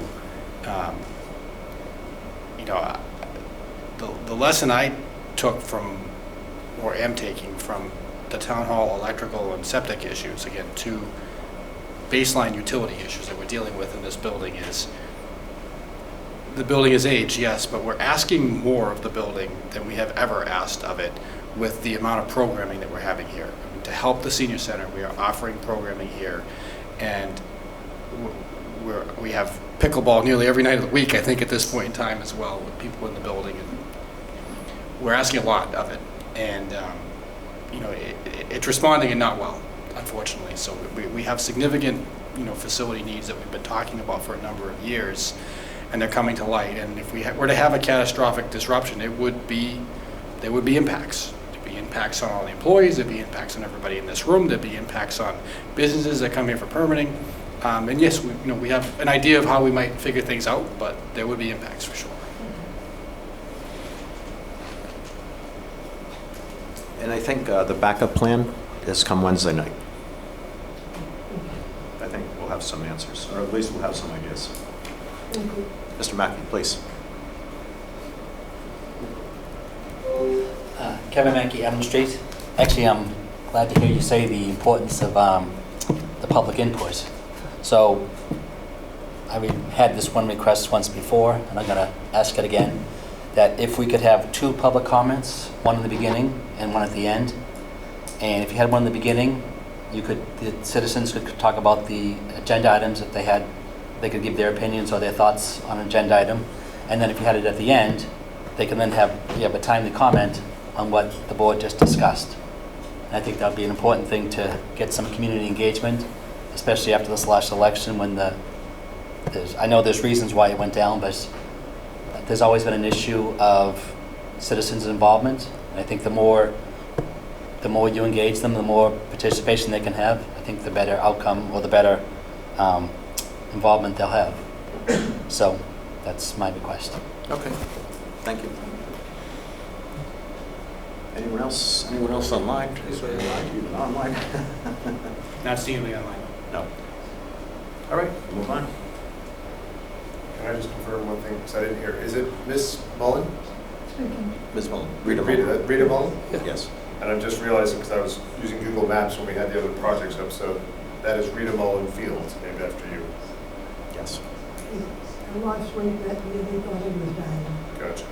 Thank you.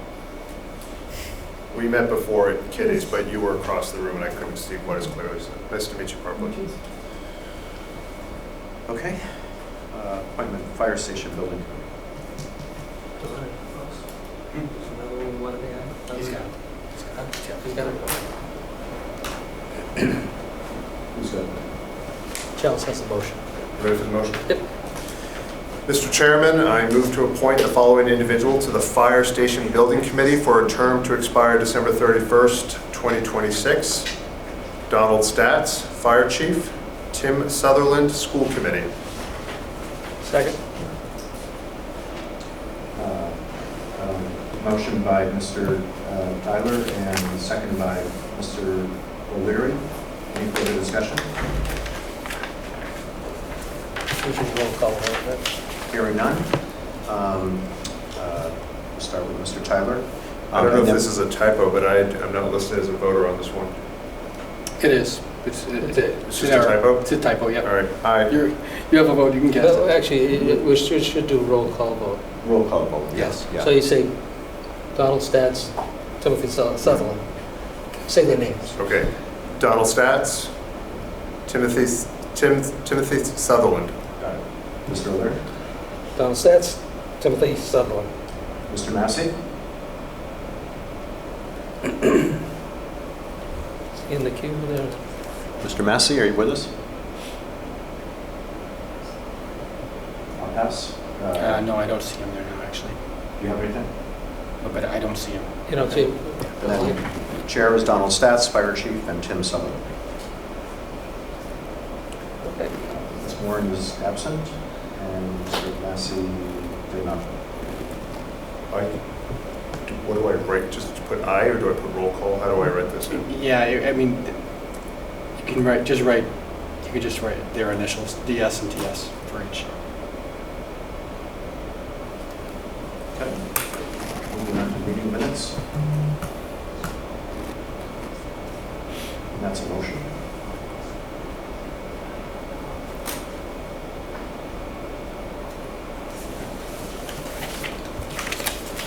Mr. Chairman, I move to approve the regular session minutes for the April 27th, 2026 meeting. Second.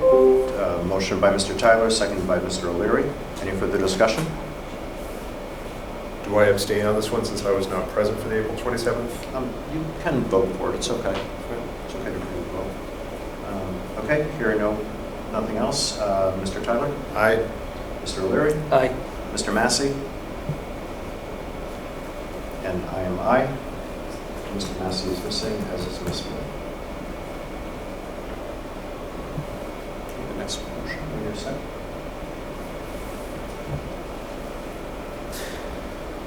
Mr. Chairman, I move to approve the regular session minutes for the May 6th, 2026 meeting. Second. Motion by Mr. Tyler, seconded by Mr. O'Leary. Any further discussion? Hearing none. Mr. Tyler? Aye. Mr. O'Leary? Aye. Mr. Massey? And Mr. Wallner is aye.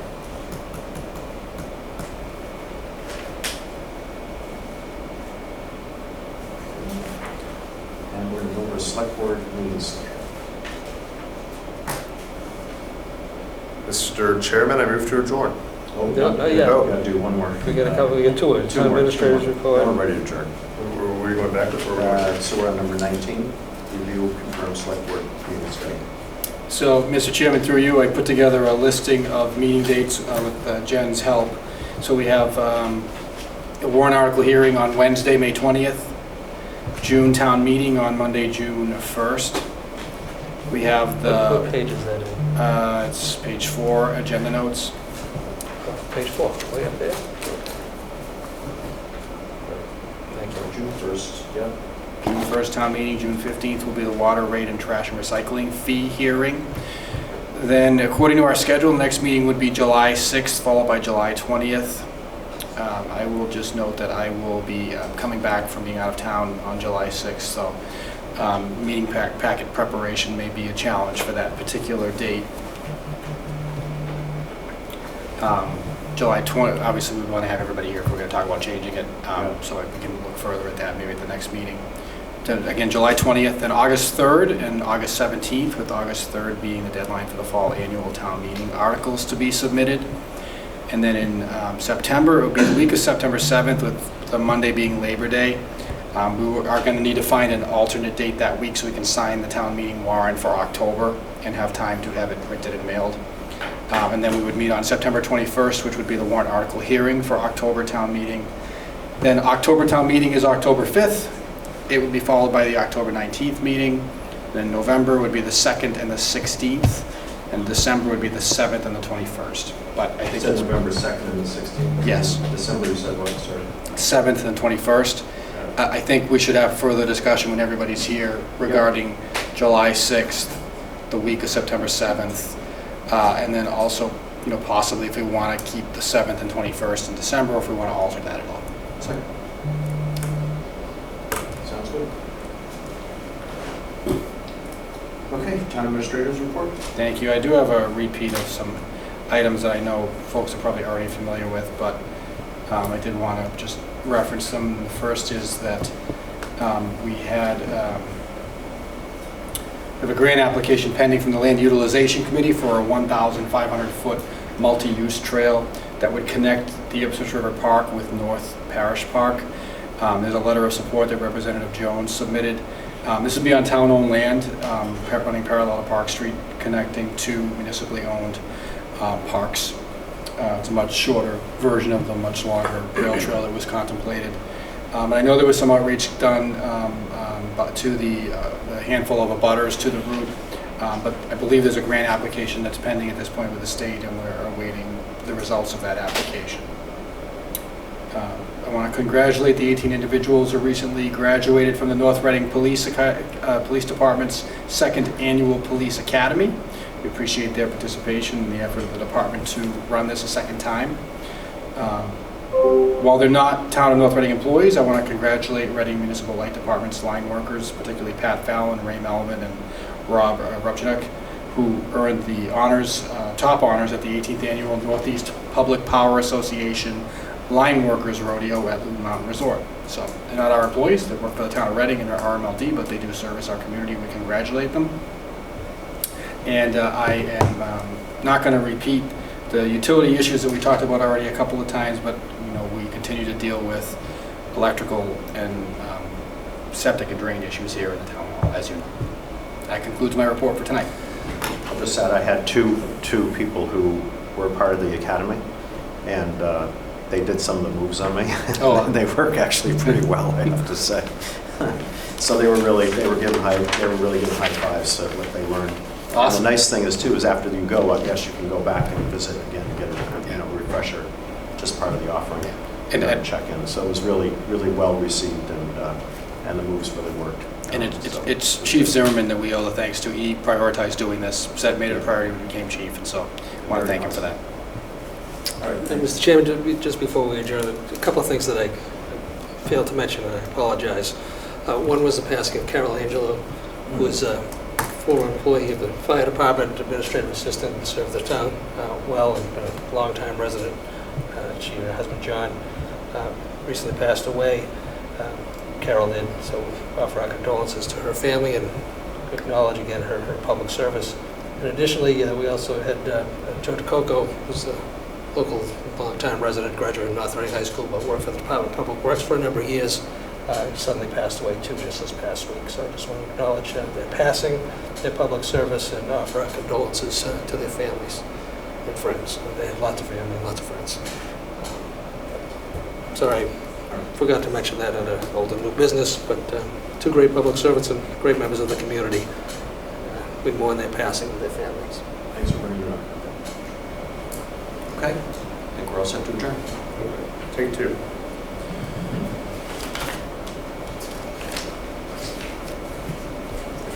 Remember, Roy. Yeah, it's just I move to adjourn.